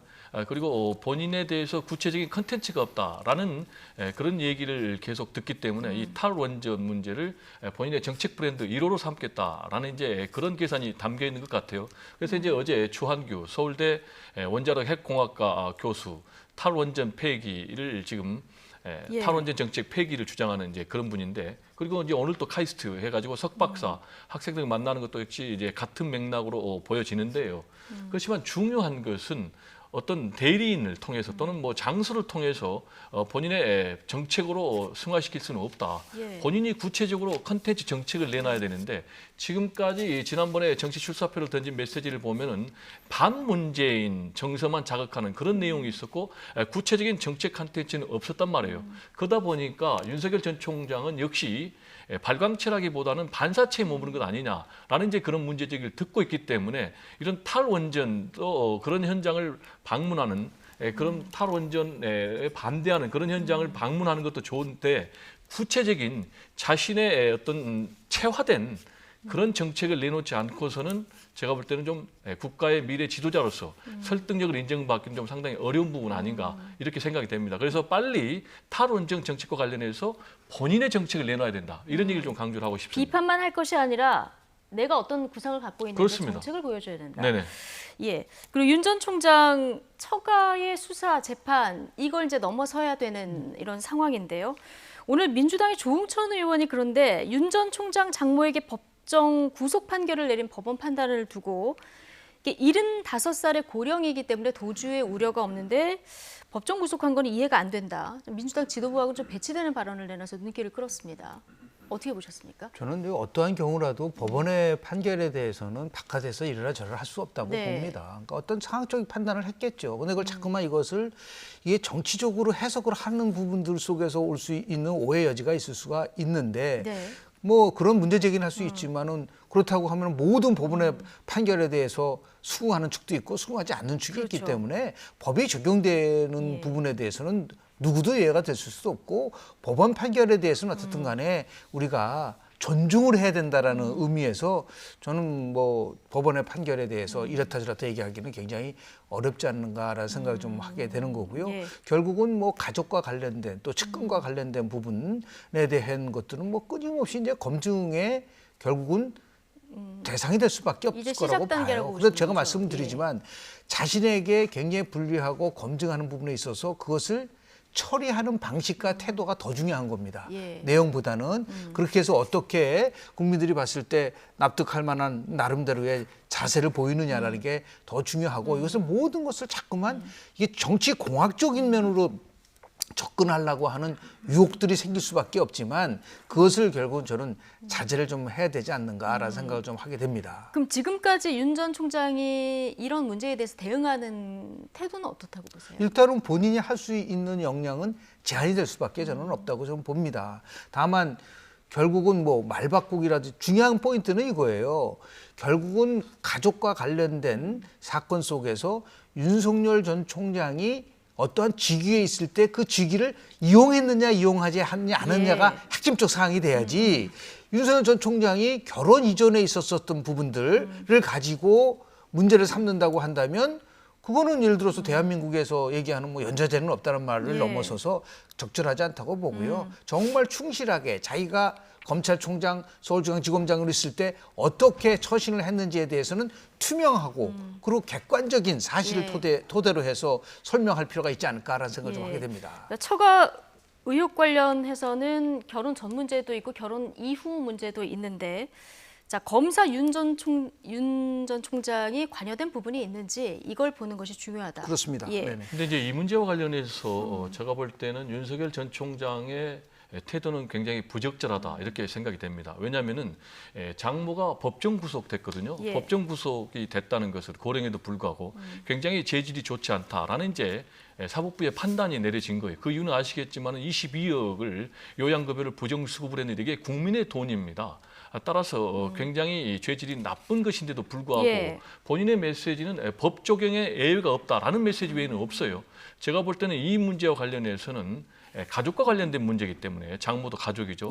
본인이 굉장히 깊은 사죄의 말씀을 국민들에게 드리는 게 맞고요. 그리고 단순히 이게 가족의 문제로 끝나는 것인가라는 부분도 여러 가지 의혹이 있어요. 그게 뭐냐면은 뭐 이미 나온 얘기자면 왜 나머지 3명의 동업자들은 다 무거운 중형을 처했는데 중형을 받았는데 왜 6년 동안 이분 같은 경우는 조사조차도 안 받았느냐라는 문제와 관련해서 본인이 계속 의혹의 중심이 있기 때문에 이 부분과 관련해서 본인이 국민들에게 나는 이 부분과 관련해서 한 점 의혹이 없습니다. 만약에 의혹이 있다면은 내가 앞으로 후보직을 사퇴하겠습니다. 라는 그런 강력한 메시지가 필요하다. 조금 더 라는 얘기를 좀 말하고 싶어요. 강력하고 구체적인 대응이 필요하다. 네네, 그렇습니다. 이런 말씀해 주셨고요. 윤 전 총장, 지금 국민의힘 내에 있는 의원들뿐만 아니라 바깥에 있는 분들 접촉도 좀 늘어나는 것 같습니다. 여권의 원로 유인태 전 의원과 만나려고 했다가 이거는 언론에 알려지면서 이제 취소된 것으로 알려졌고요. 안철수 대표하고 이번 주에 만난다 이런 소식도 전해졌어요. 저는 굉장히 적절하고 나름대로 본인이 취할 수 있는 합법적 테두리 내에서 또는 공감대를 만들어가는 과정이잖아요. 그러니까 예를 들어서 좀 원희룡 지사랑도 만났고요. 그리고 안철수 만약에 대표랑 만나도 좋고 저는 유승민 전 의원이랑도 만나고 이렇게 하면서 의견을 교환하면서 가는 것들은 굉장히 바람직하다고 좀 봅니다. 그런 면에서 봤을 때 아까 조금 전에 교수님 얘기하신 부분에 조금 이의를 제기한다면 대법원 판결이 나온 겁니까? 대법원 판결이 나왔을 경우야. 그렇게 따지면 이재명 지사는 2심에서 유죄받은 사람 아닙니까?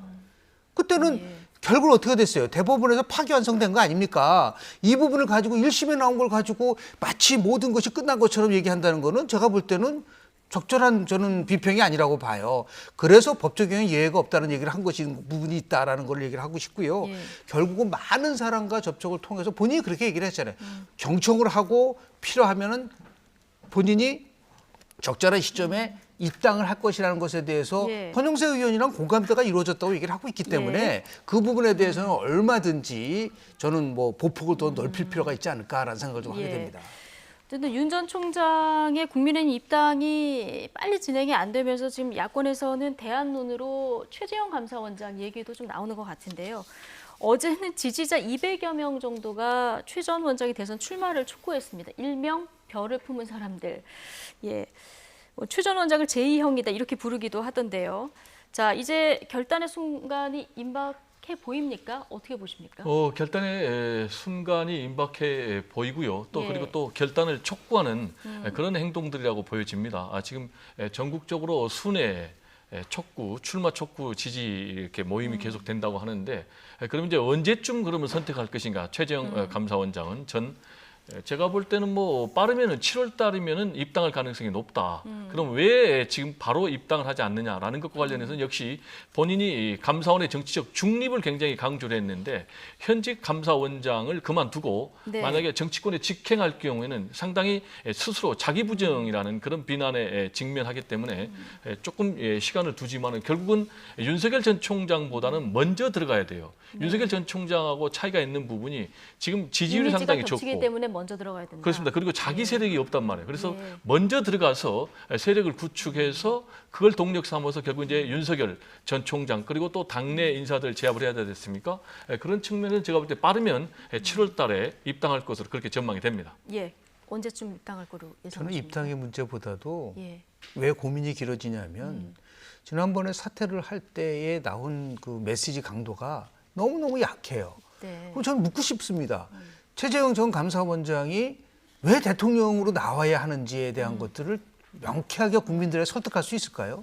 윤석열 전 총장 같은 경우는 나름대로 뭐 지금 얘기하는 여러 가지 상황에 따라서 그 해석하는 부분이 있는데 그게 참 약하기 때문에 이것을 어떻게든 간에 결국은 정치는 명분이고 이 명분을 얼마만큼 국민에게 잘 설득을 시킬 수 있을 것이냐에 대한 고민이 굉장히 깊을 거라고 좀 보고요. 그래서 본인이 이제 정치 선언을 하고 결국은 행보를 한다고 한다면 빠른 시간 내에 분명하게 차별화하는 과정 속에서 국민의힘에 입당할 가능성이 굉장히 크다고 보고 제일 좋은 시나리오는 뭐 최재형 뭐 전 감사원장이라든지 김동연 전 부총리라든지 아니면 윤석열 지금 전 검찰총장이 다 같이 함께 빅텐트로 들어가는 게 가장 이상적인 거라고 보고 있기 때문에 거기서 어떻게 이제 차별화를 이룰 것이냐에 대한 걸 가지고 고민하다 보면은 선별적인 입당으로 갈 수밖에 없는 것이고 그런 의미에서 봤을 때 최재형 전 감사원장은 빠른 시일 내에 국민의힘으로 입당할 가능성이 크지 않을까라는 생각을 좀 하게 됩니다. 국민의힘 경선인데 지금 다 나오는 저희가 얘기하고 있는 후보는 전부 제1야당 밖에 있는 후보들이라 이것도 국민의힘에서는 조금 고민이 아닐까 싶긴 합니다. 자, 마지막으로 이 얘기 조금 해볼 텐데요. 현직 검찰과 경찰, 언론인에게 금품을 제공한 혐의를 받는 가짜 수산업자 이 김모 씨 사건이 일파만파로 번지고 있습니다. 국민의힘 김재원 최고위원은 이 수산업자 김모 씨를 사면한 청와대를 향해서 계속해서 의문을 제기하고 있습니다. 이철이 청와대 정무수석의 반박까지 같이 듣고 오시겠습니다. 최소한 저는 민정수석실에서 이 사면 업무를 담당했던 분들 조사를 해야 된다고 봐요. 그리고 통상 사면받은 사람이 사회에 나가서 교도소서 복역하다가 나온 사기꾼이 더 큰 사기를 이렇게 세상을 떠들썩하게 사기를 치고 나왔다면 당연히 사면해 준 사람이 뭔가 책임을 져야 되는 거 아닌가요? 사기꾼이 지금 사기 범죄로 하여튼 최근 한 2년 정도에 100억대 이상의 사기 범죄를 저질렀고 그 돈이 온데간데 없잖아요. 그러니까 그 돈이 어디로 갔는지를 밝혀야 된다고 봐요. 결국은 돈 문제이고 그다음에 청와대가 왜 이런 사람을 사면을 했는지 저는 거기에서는 굉장한 흑막이 있다고 봐요. 최소한 대통령과 관련된 문제 제기를 하려면 무슨 근거를 제시해야 되지 않습니까? 대통령이 그날 뭐 막말해서 힘으로 대통령이 된 게 아니라 국민의 표로 뽑은 대통령인데 그 대통령에게 하는 문제 제기라면 뭐 구체적인 사실을 적시하든지 뭔가를 가지고 얘기를 해야지 그 최소한의 요건을 갖추는 건데 그것도 없이 무턱대고 그렇게 일종의 마타도를 하면 안 되지 않습니까? 네. 참 어떻게 이런 일이 있는지 교도소에서 시작된 인맥을 시작으로 해서 지금 거미줄처럼 인맥을 넓혀서 100억대 사기를 친 이런 사건입니다. 자, 어쨌든 지금 녹취에서 들어본 얘기 중심으로 얘기를 풀어보면 김재원 최고위원이 하는 논리는 이게 통상적으로 합의가 안 된, 그러니까 사기 피해 회복이 안 된 사건의 경우에는 가석방도 잘 안 해주는 사건인데 특별 사면은 정말 말이 안 된다. 그러면서 뭔가 흑막이 있을 것이다 하면서 오늘 한 발 더 나아가서 청와대 민정수석실을 겨냥했습니다. 어떻게 보십니까? 제가 볼 때는 뭐 구체적인 근거가 있었으면은 설득력이 있을 것 같은데 지금 구체적인 근거는 없어요. 지금 당시에 사면됐던 인원이 165만 명이거든요.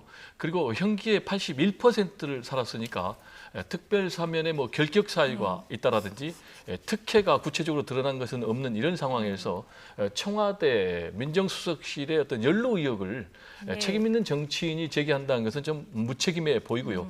보다도 구체적인 근거가 가지고 얘기를 하면은 더 좋지 않았나라는 생각이 좀 들고 지금 이제 전형적인 잡범이 말씀하신 대로 교도소를 통해서 지금 뭐 대형 사기꾼으로 지금 굉장히 몸집을 키우는 그런 케이스인데요.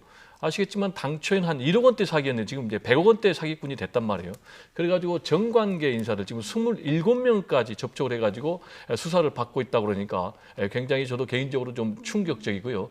100억 원대의 그 사기 돈이 어디 갔는지 이 용처에 대해서는 이번 기회에 한 점 의혹이 남지 않도록 철저하게 수사할 필요가 있지 않나 이런 생각이 좀 듭니다. 예. 어쨌든 지금 이철희 정무수석 얘기로는 특사에 문제가 있다. 이걸 제기하려면 근거를 가지고 제시를 하라. 이런 얘기 아니겠습니까? 어제 문 대통령의 편지를 받았다 하면서 편지가 공개됐는데 누가 봐도 이거는 좀 조악해 보이는 가짜 편지였습니다. 박수현 청와대 소통수석이 어이가 없다 이렇게 일축하기도 했는데요. 또 어떻게 보십니까?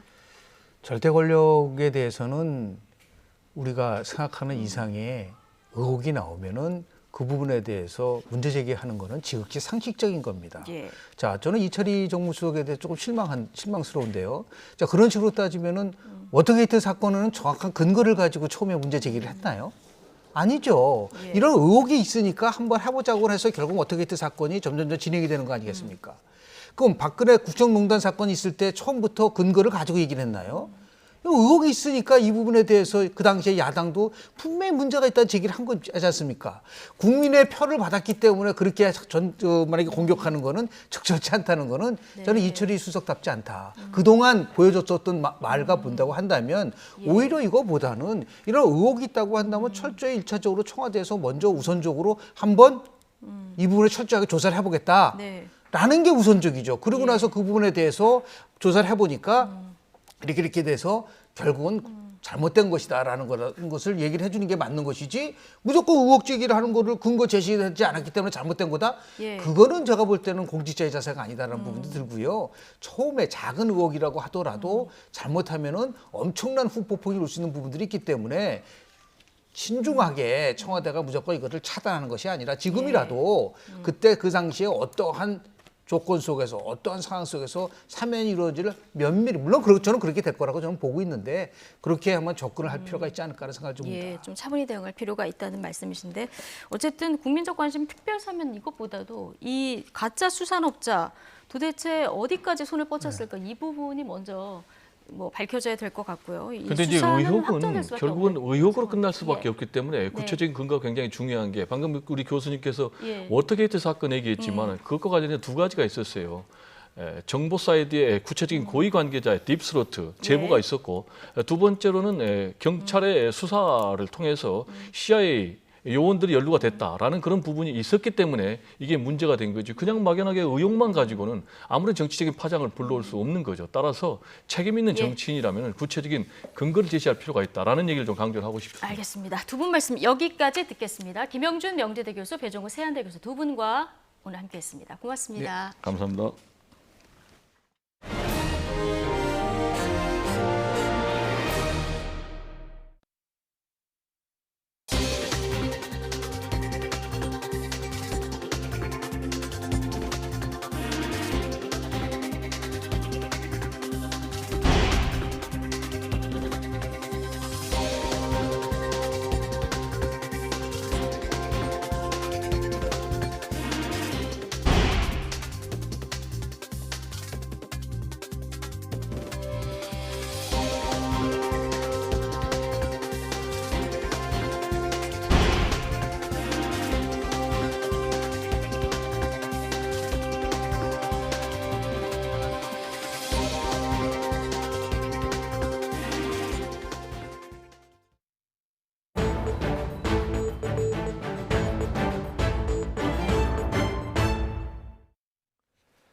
밤사이 남부지방에 최고 500mm가 넘는 물폭탄이 쏟아지며 피해가 속출했습니다. 앞으로도 200mm의 비가 더 내릴 것으로 예상돼 더 걱정인데요. 홍수와 산사태 특보까지 내려졌습니다. 취재기자 연결해서 장맛비 상황과 전망까지 알아보겠습니다. 정혜윤 기자. 네, 정혜윤입니다. 네, 밤사이에 말 그대로 물폭탄이 쏟아졌습니다. 자세한 강수량 지역별 현황 들어볼까요? 네, 남부지방 특히 남해안을 중심으로 집중 호우가 내렸습니다. 가장 많은 비가 온 곳은 전남 해남군 현산면으로 무려 500mm가 넘는 큰 비가 왔습니다. 전남 장흥과 진도에도 400mm가 넘는 폭우가 쏟아졌는데 특히 장흥 관산읍에는 1시간에 79mm의 비가 내리면서 관측사상 7월에 내린 비로는 가장 강했습니다. 이로 인해 남해안 일대 하천 수위가 상승하면서 일부 하천이 범람하기도 했는데요. 전남 나주시 영산강 남평교 부근에는 수위가 상승하면서 현재 홍수주의보가 발령 중입니다. 네, 남부지방에는 지금도 강한 비가 계속되고 있습니다. 이 산사태 위기경보도 주의에서 경계 단계로 격상됐다고요? 네, 그렇습니다. 전남과 경남에는 호우경보가 내려진 가운데 시간당 40mm 안팎의 장대비가 이어지고 있습니다. 이미 많은 비가 내려 지반이 약해진 상태에서 산사태 위험이 커졌습니다. 산림청은 오늘 오전 10시부터 전남과 경남의 산사태 위기경보를 주의에서 경계로 격상했습니다. 이와 함께 전남 고흥과 해남, 광양, 장성 등에는 산사태 경보와 주의보가 각각 발령 중입니다. 오늘도 남부에는 최고 200mm의 비가 더 내릴 것으로 보여서 피해가 확산할 것으로 우려됩니다. 네, 자, 그렇다면 앞으로 장마 전선의 움직임 어떻게 전망되고 있습니까? 네, 장마 전선은 오늘부터 내일 새벽까지 남부지방에 머물면서 장맛비를 더 뿌리겠습니다. 이어 내일 낮부터는 중부지방으로 북상하겠는데요. 서울 등 중부지방에도 장맛비가 내리겠고 충청지방에는 강한 비가 쏟아질 것으로 보입니다. 중부지방의 장맛비는 금요일까지 이어지겠는데 당분간 장마 전선이 지역을 옮겨다니면서 폭우를 쏟아붓는 게릴라 호우의 형태를 보이겠습니다. 곳곳에 비 피해를 가져올 가능성이 큰 만큼 철저한 대비가 필요합니다. 지금까지 YTN 정혜윤입니다. 젊은 층과 수도권을 중심으로 코로나19 확산세가 계속되면서 어제 하루 신규 확진자가 746명으로 나흘째 700명대를 기록했습니다. 월요일 발생 환자 기준으로는 올해 최다 규모로 3차 대유행이 진행되던 지난해 12월 29일 1,044명이 확진된 뒤 가장 많았습니다. 지역 발생은 690명으로 이 가운데 수도권에서만 557명이 확진돼 전체 지역 발생의 80%를 넘겼습니다. 인천의 한 초등학교에서 코로나19 확진자가 20명 넘게 발생해 방역당국이 전수검사에 나섰습니다. 인천시 교육청은 어제 오후 인주초등학교 6학년 학생 2명이 코로나19 확진 판정을 받았다고 밝혔습니다. 이후 방역당국이 이들 학생이 소속된 3개 학급 55명을 검사한 결과 지금까지 교사 1명을 포함해서 21명이 추가로 양성 판정을 받아 확진자는 모두 23명으로 늘었습니다. 방역당국은 인주초등학교 학생과 교직원, 가족 등 3,000명을 전수 검사하고 있습니다. 인천시 교육청은 이 학교에 대해서 내일까지 원격 수업으로 전환했으며 추후 코로나19 전파 추이에 따라 등교 재개 여부를 결정하기로 했습니다. 이스라엘이 이달 말 우리나라에 코로나19 화이자 백신 70만 회분을 제공하기로 했다고 이스라엘 일간 하레츠가 보도했습니다. 보도에 따르면 이스라엘은 5일 밤 이 같은 공급 계약을 체결했으며 오는 9월과 10월 같은 양의 화이자 백신을 한국으로부터 돌려받을 예정입니다. 해당 백신은 이스라엘의 화이자 코로나 백신 잔여분 중 유효기간이 임박한 백신들이며 수송은 며칠 내에 시작돼 이달 말까지 완료될 예정입니다. 영국 정부가 코로나19 확산에도 오는 19일부터 마스크를 벗고 사회적 거리 두기도 해제하겠다는 봉쇄 조치 전면 해제를 공식 발표했습니다.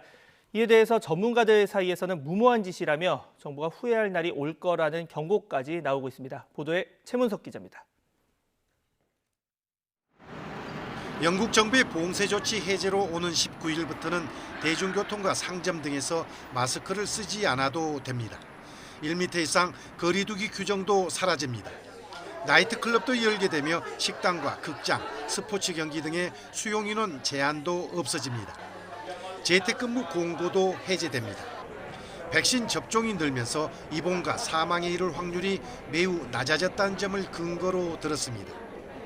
이제 코로나와 함께 사는 것을 배울 때가 됐으므로 방역 조치를 법으로 정하지 않고 각자 판단에 맡기기로 했다는 게 영국 정부의 입장입니다.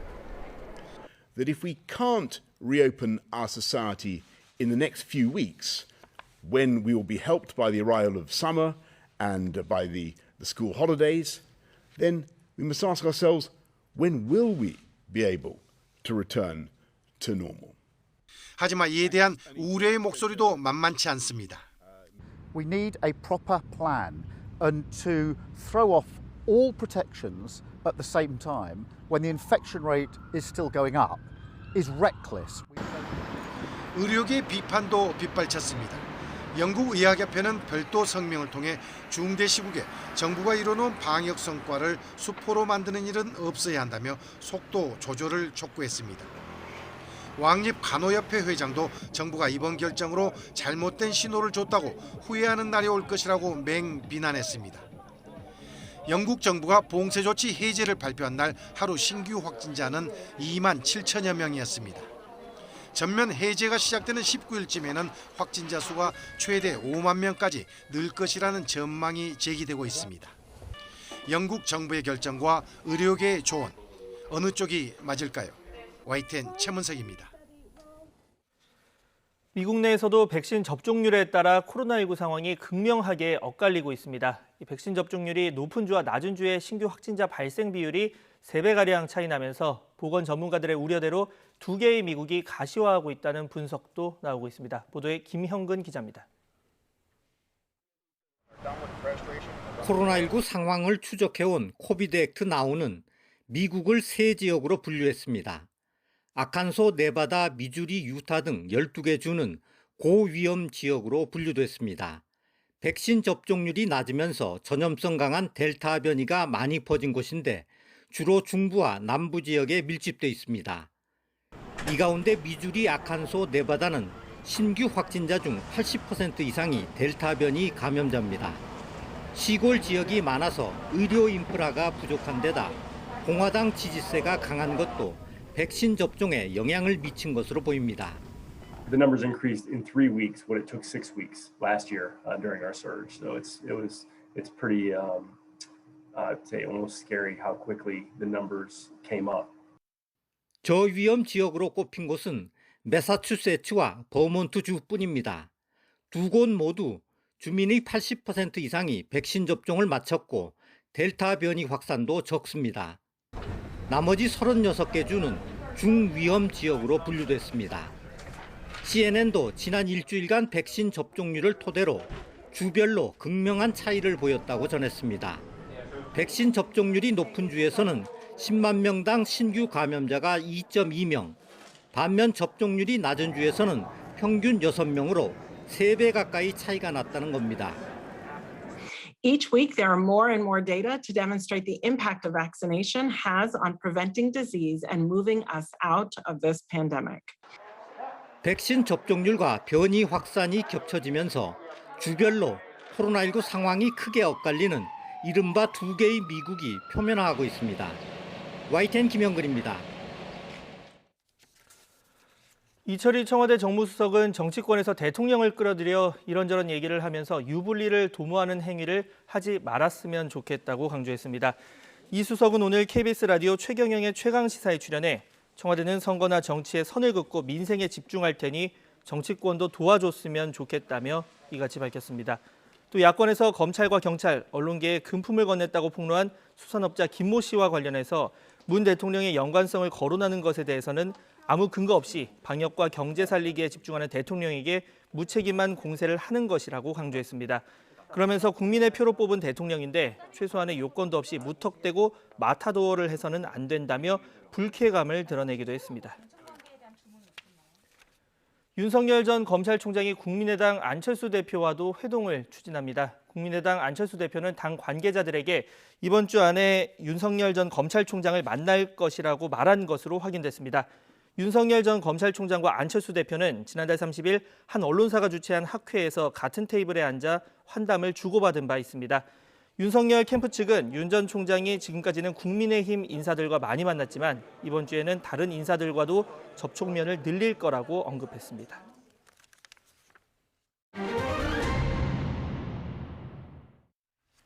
한 요양원에서 치매 어르신을 요양보호사가 수차례 폭행하는 영상이 CCTV에 포착됐습니다.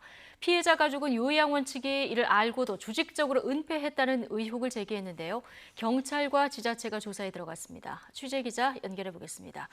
자, 신준명 기자. 네, 사회부입니다. 예, 먼저 YTN이 확보한 당시 CCTV 영상부터 살펴볼까요? 네, 요양보호사의 폭행과 학대는 요양원 내부 CCTV에 고스란히 담겨 있었습니다. 지난달 24일과 25일에 찍힌 영상인데요. 요양보호사가 휠체어에 앉은 피해자의 머리채를 잡더니 밀칩니다. 이후엔 머리를 세차게 때리기도 합니다. 홀로 몸도 가누지 못하는 치매 어르신인데 침대에 눕혀놓고 거칠게 흔들기도 합니다. 피해자는 80살 안순옥 씨, 얼굴과 온몸 곳곳에 멍과 상처가 나는 등 전치 2주의 상해 진단을 받았고 외상 후 스트레스 장애가 생길 수 있다는 의사의 소견을 받았습니다. 예. 자, 이 영상을 보고 믿고 맡긴 가족들 심경이 어떨까 싶은데요. 가족들은 이 피해 사실을 어떻게 알게 된 겁니까? 네, 안 씨를 관리하는 또 다른 요양보호사가 최근 안 씨의 몸에서 상처와 멍자국을 발견하고 지난달 말 가족들에게 알리면서 요양보호사 A 씨의 학대 행위가 드러나게 됐습니다. 안 씨는 지난 2019년 11월 이 요양원에 입원했습니다. 그 뒤로 코로나19 사태가 시작되면서 면회가 금지됐고 가족들은 지난해 설 명절 이후 안 씨를 한 번도 만나지 못했습니다. 전화통화로만 안 씨의 소식을 전해 들을 수 있었던 건데요. 그런데 A 씨가 안 씨를 관리하게 된 지난 4월부터 안 씨는 가족들에게 아프다, 꼬집는다고 얘기하기 시작했습니다. 그때마다 간호사나 요양보호사들은 아무 일도 없다, 잘 지내고 있다고 둘러댔고 이 때문에 가족들은 학대를 알아차리지 못했습니다. 결국 학대를 알게 된 가족들이 추궁하자 A씨는 환자가 말을 듣지 않고 자신을 괴롭혀서 때렸다고 진술한 것으로 알려졌습니다. 예. 자, 그러니까 수개월간 폭행이 이어졌을 가능성이 있는 건데요. 자, 요양원 측은 이 동안 아무것도 몰랐다 이런 입장입니까? 네, 그렇습니다. 가족들은 폭행이 2달 넘게 이어진 것으로 보이는 만큼 요양원이 이를 몰랐을 리 없다고 주장하고 있습니다. 안 씨가 중증 치매로 의사소통이 거의 불가능할 뿐만 아니라 코로나19로 면회가 금지된 상황이다 보니 먼저 말하지 않는 이상 가족들은 알 수 없을 거라고 보고 요양원 측이 조직적으로 은폐하려고 했다는 겁니다. 요양원 측은 당초 합의금을 원하는 대로 줄 테니 경찰에 신고하지 말아달라고 가족들에게 요청했다는데요. 그러다 지난 2일 요양원 측은 경찰과 관할 지자체 등에 폭행 사실을 먼저 신고했습니다. 노인 요양시설 종사자들은 노인복지법에 따라 학대 사실을 발견할 경우에 즉시 수사기관이나 노인보호 전문기관에 신고해야 할 의무가 있습니다. 이를 지키지 않을 경우 과태료 500만 원의 행정처분을 받게 됩니다. 이렇다 보니 요양원 측이 자신들의 책임을 회피하려고 피해자보다 먼저 자진 신고한 게 아닌지 의심되는 상황입니다. 요양원 측은 최근에야 폭행 사실을 인지했다는 입장입니다. 바로 해당 요양보호사를 해고하고 경찰에 알렸다며 은폐 의혹을 부인했는데요. 취재진이 정확한 입장을 확인하기 위해 요양원을 직접 찾아가 봤지만 요양원 측은 문을 모두 걸어 잠그고 전화도 받지 않았습니다. 네. 자, 관련해서 경찰과 지자체 모두 조사에 나섰죠? 그렇습니다. 피해자 가족의 진정서를 접수한 덕양구청은 노인보호 전문기관과 함께 조사에 나설 방침입니다. 구청 관계자는 요양보호사 A씨의 학대 경위와 피해 기간을 파악하는 동시에 요양원 측이 학대를 알고도 신고하지 않은 건지 확인하겠다고 밝혔습니다. 경찰도 수사에 착수했습니다. 요양원 CCTV를 분석해서 A씨의 학대 행위를 파악할 뿐만 아니라 또 다른 피해자는 없는지도 확인할 것으로 보입니다. 또 요양원 측이 신고 의무를 지키지 않았는지도 파악할 방침입니다. 지금까지 사회부에서 전해드렸습니다. 국방부 검찰단이 이모 중사 성추행 사망 사건 관련 부실 초동 수사 의혹이 제기된 공군 20전투 비행단 군 검사와 부실 변론 의혹이 제기된 공군본부 법무실 소속 국선 변호사를 조만간 재판에 넘길 전망입니다. 군 관계자는 국방부 검찰단이 오늘 오후 2시에 열리는 군검찰 수사심의위원회에 20비행단 군 검사와 공군본부 법무실 소속 국선 변호사 기소 방침을 보고할 계획이라고 밝혔습니다.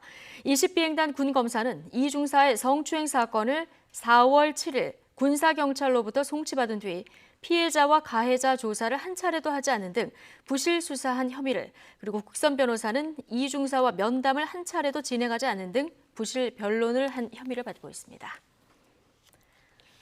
경찰대학교 소속 총경급 간부가 성비위 의혹으로 최근 중징계 처분을 받은 사실이 YTN 확인 결과 드러났습니다. 경찰청은 지난달 22일 징계위원회를 열어 경찰대학교 소속 A 총경에게 정직 3개월의 중징계를 내렸다고 밝혔습니다. A 총경은 지난 2018년 서울지방경찰청 여성청소년 수사과에서 근무할 당시 술자리에 함께 있던 언론사 기자에게 부적절한 발언을 한 혐의를 받고 있습니다. 불법 차선 변경 차량을 상대로 일부러 접촉사고를 낸 뒤 보험금 4억 2천만 원을 뜯어낸 폭력 조직원 일당이 경찰에 붙잡혔습니다. 대덕경찰서는 보험 사기 방지 특례법 위반 혐의로 24살 A씨 등 31명을 불구속 입건해 기소 의견으로 검찰에 송치했다고 밝혔습니다. 이들은 지난해 6월부터 올해 4월까지 대전 일대와 경기도, 강원도, 충청남도 등지에서 불법 차선 변경 차량 등에 42차례에 걸쳐서 고의 사고를 내고 보험금 4억 2천만 원을 챙긴 혐의를 받습니다.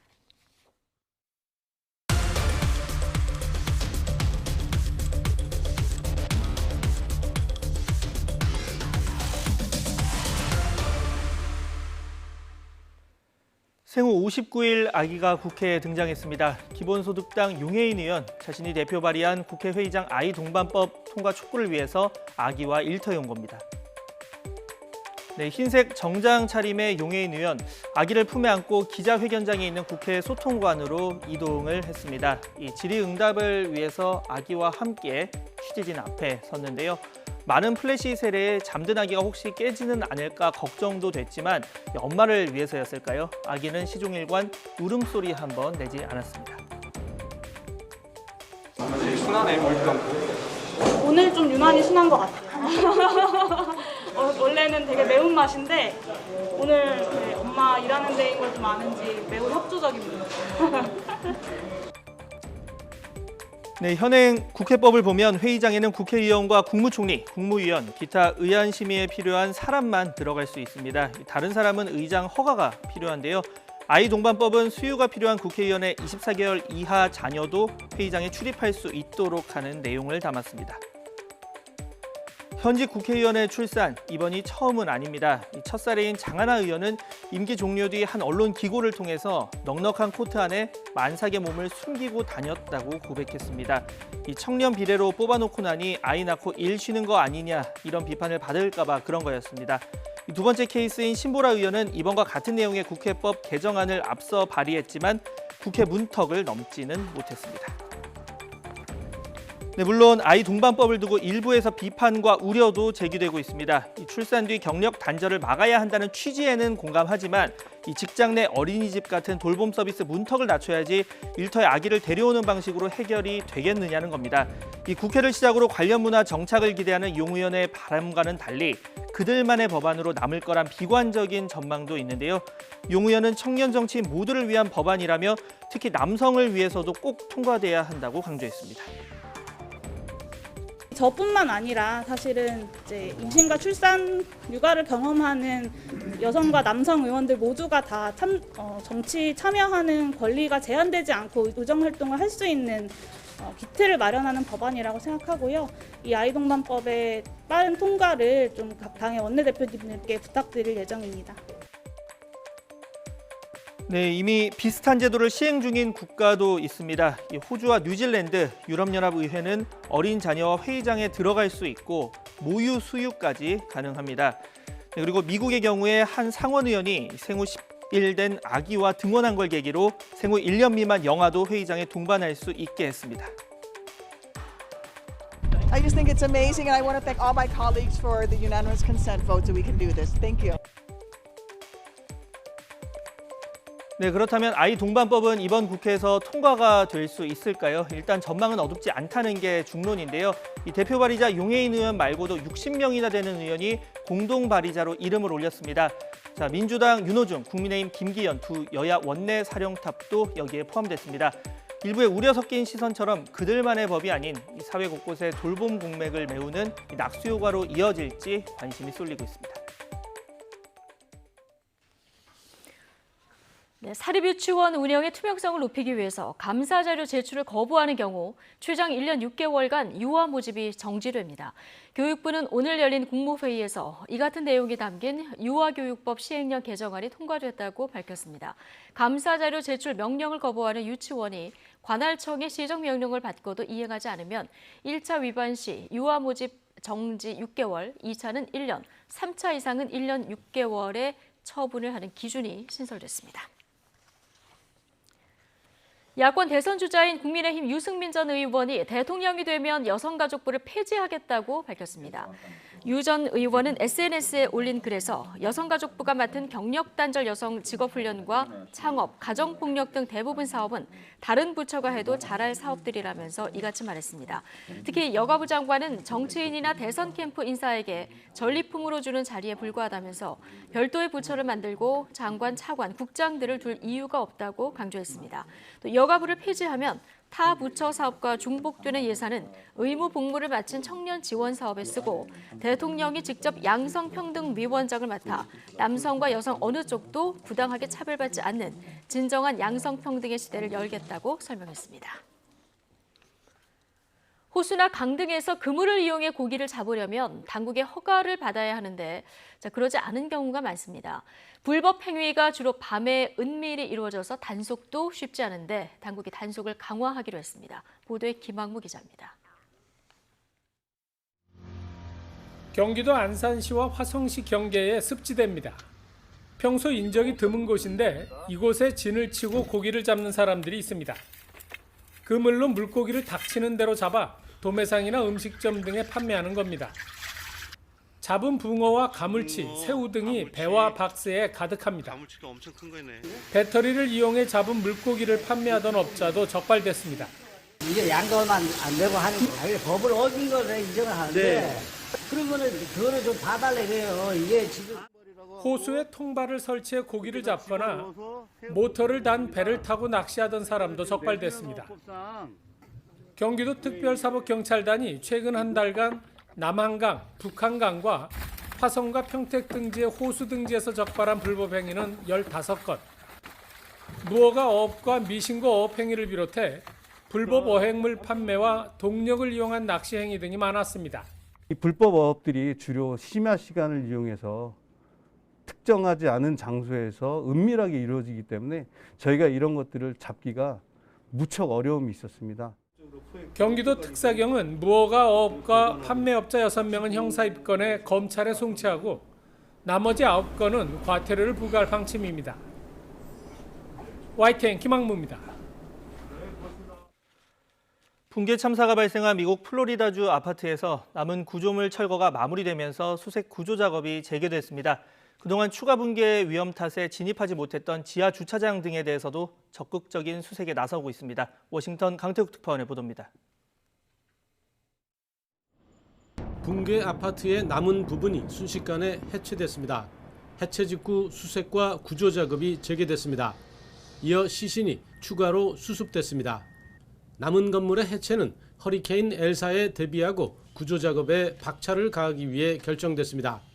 당국은 해체 작업이 계획대로 정확히 이뤄져 붕괴한 잔해 위에는 먼지만 쌓이고 건물은 반대편으로 무너졌다고 설명했습니다. 이에 따라 사고 초기부터 생존자 가능성이 있는 지하 주차장에 진입할 수 있게 됐습니다. And previously it was not accessible due to the enormous risk to the team of first responders because of the instability of the building. And as we speak, the teams are working on that part of the pile that was not accessible before the building was demolished. 이런 가운데 인근 지역의 24가구로 구성된 3층짜리 아파트 거주자들에게 대피령이 내려졌습니다. 안전 점검에서 건물 구조와 전기 등과 관련해 안전하지 않은 것으로 평가됐기 때문입니다. 지난 2일 주변의 한 아파트에 이어 대피령이 내려진 두 번째 사례입니다. 걸림돌이 됐던 추가 붕괴 위험이 사라지면서 수색과 구조 작업이 활기를 찾았습니다. 다만 사고 현장이 비상사태가 선포된 허리케인 영향권이어서 바람과 폭우가 일시적인 방해가 될 것으로 보입니다. 워싱턴에서 YTN 강태욱입니다. 나이지리아에서 무장교환의 학생들이 대규모로 납치되는 사건이 또 발생했습니다. 현지 시간 5일 나이지리아 북서부 카두나주의 기숙학교인 베델 침례교 고등학교에 무장한 남성들이 들이닥친 뒤 학생 약 150명이 실종됐습니다. 경찰은 괴한들이 밤사이 학교 경비원들을 제압한 뒤 학생들을 인근 숲으로 끌고 갔다고 전했습니다. 현재까지 여교사 1명을 포함해서 26명을 구조했다고 당국은 밝혔습니다. 작년 12월부터 나이지리아에서 피랍된 학생은 1000명에 육박하고 이 가운데 150명이 아직 실종 상태입니다.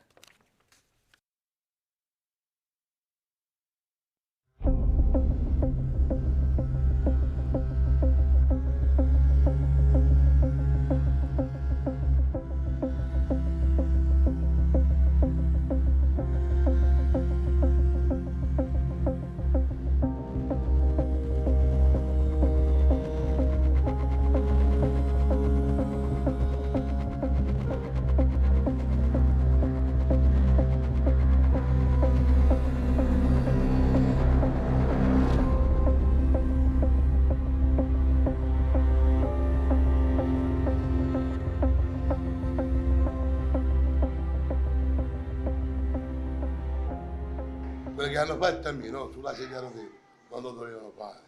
Perché sapevano che io avevo il problema del cuore, che ho avuto l'intervento al cuore aperto. A me mi hanno massacrato. Allora sulla mia, a tutti i detenuti, tutti quanti, un ragazzo di 18 anni e pochi mesi, l'hanno massacrato per te. Un ragazzo. Per te l'hanno ancora dice, mamma.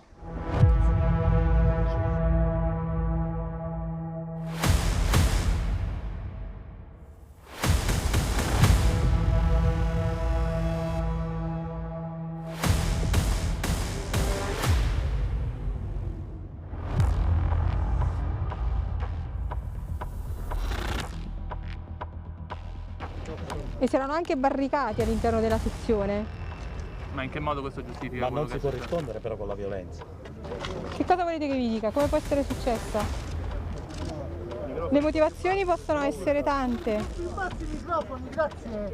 C'era stata comunque una protesta molto forte, fortissima il giorno precedente.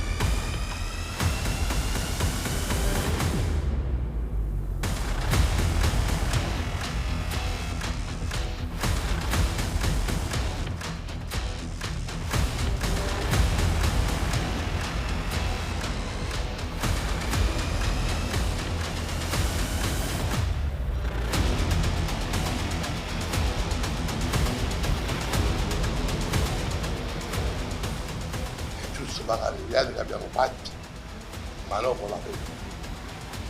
Siamo subito in umiliazione.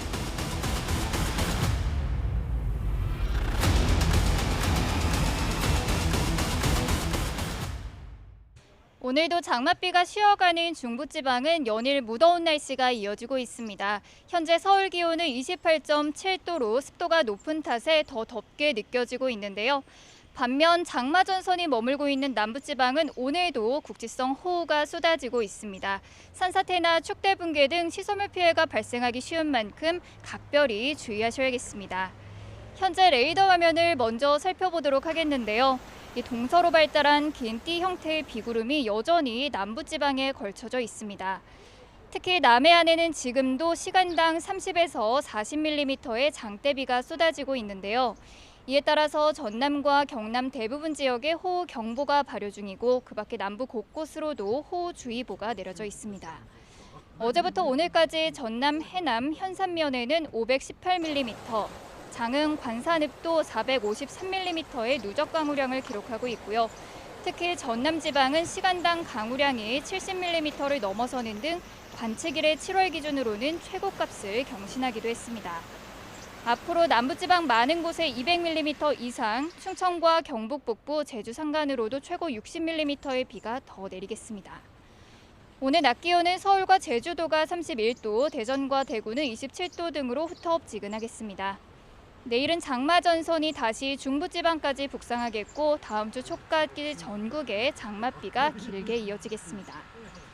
이미 많은 비가 내려 지반이 약해져 있는 전남과 경남 지방은 산사태 위기경보가 경계 수준으로 강화됐는데요. 시설물 피해가 발생하지 않도록 계속해서 주의가 필요하겠습니다. 지금까지 서울 상암동에서 YTN 신미림입니다. 네, 화요일 뉴스 앤 이슈 마치겠습니다. 잠시 뒤 더 뉴스가 이어집니다. 함께해 주신 여러분 감사합니다.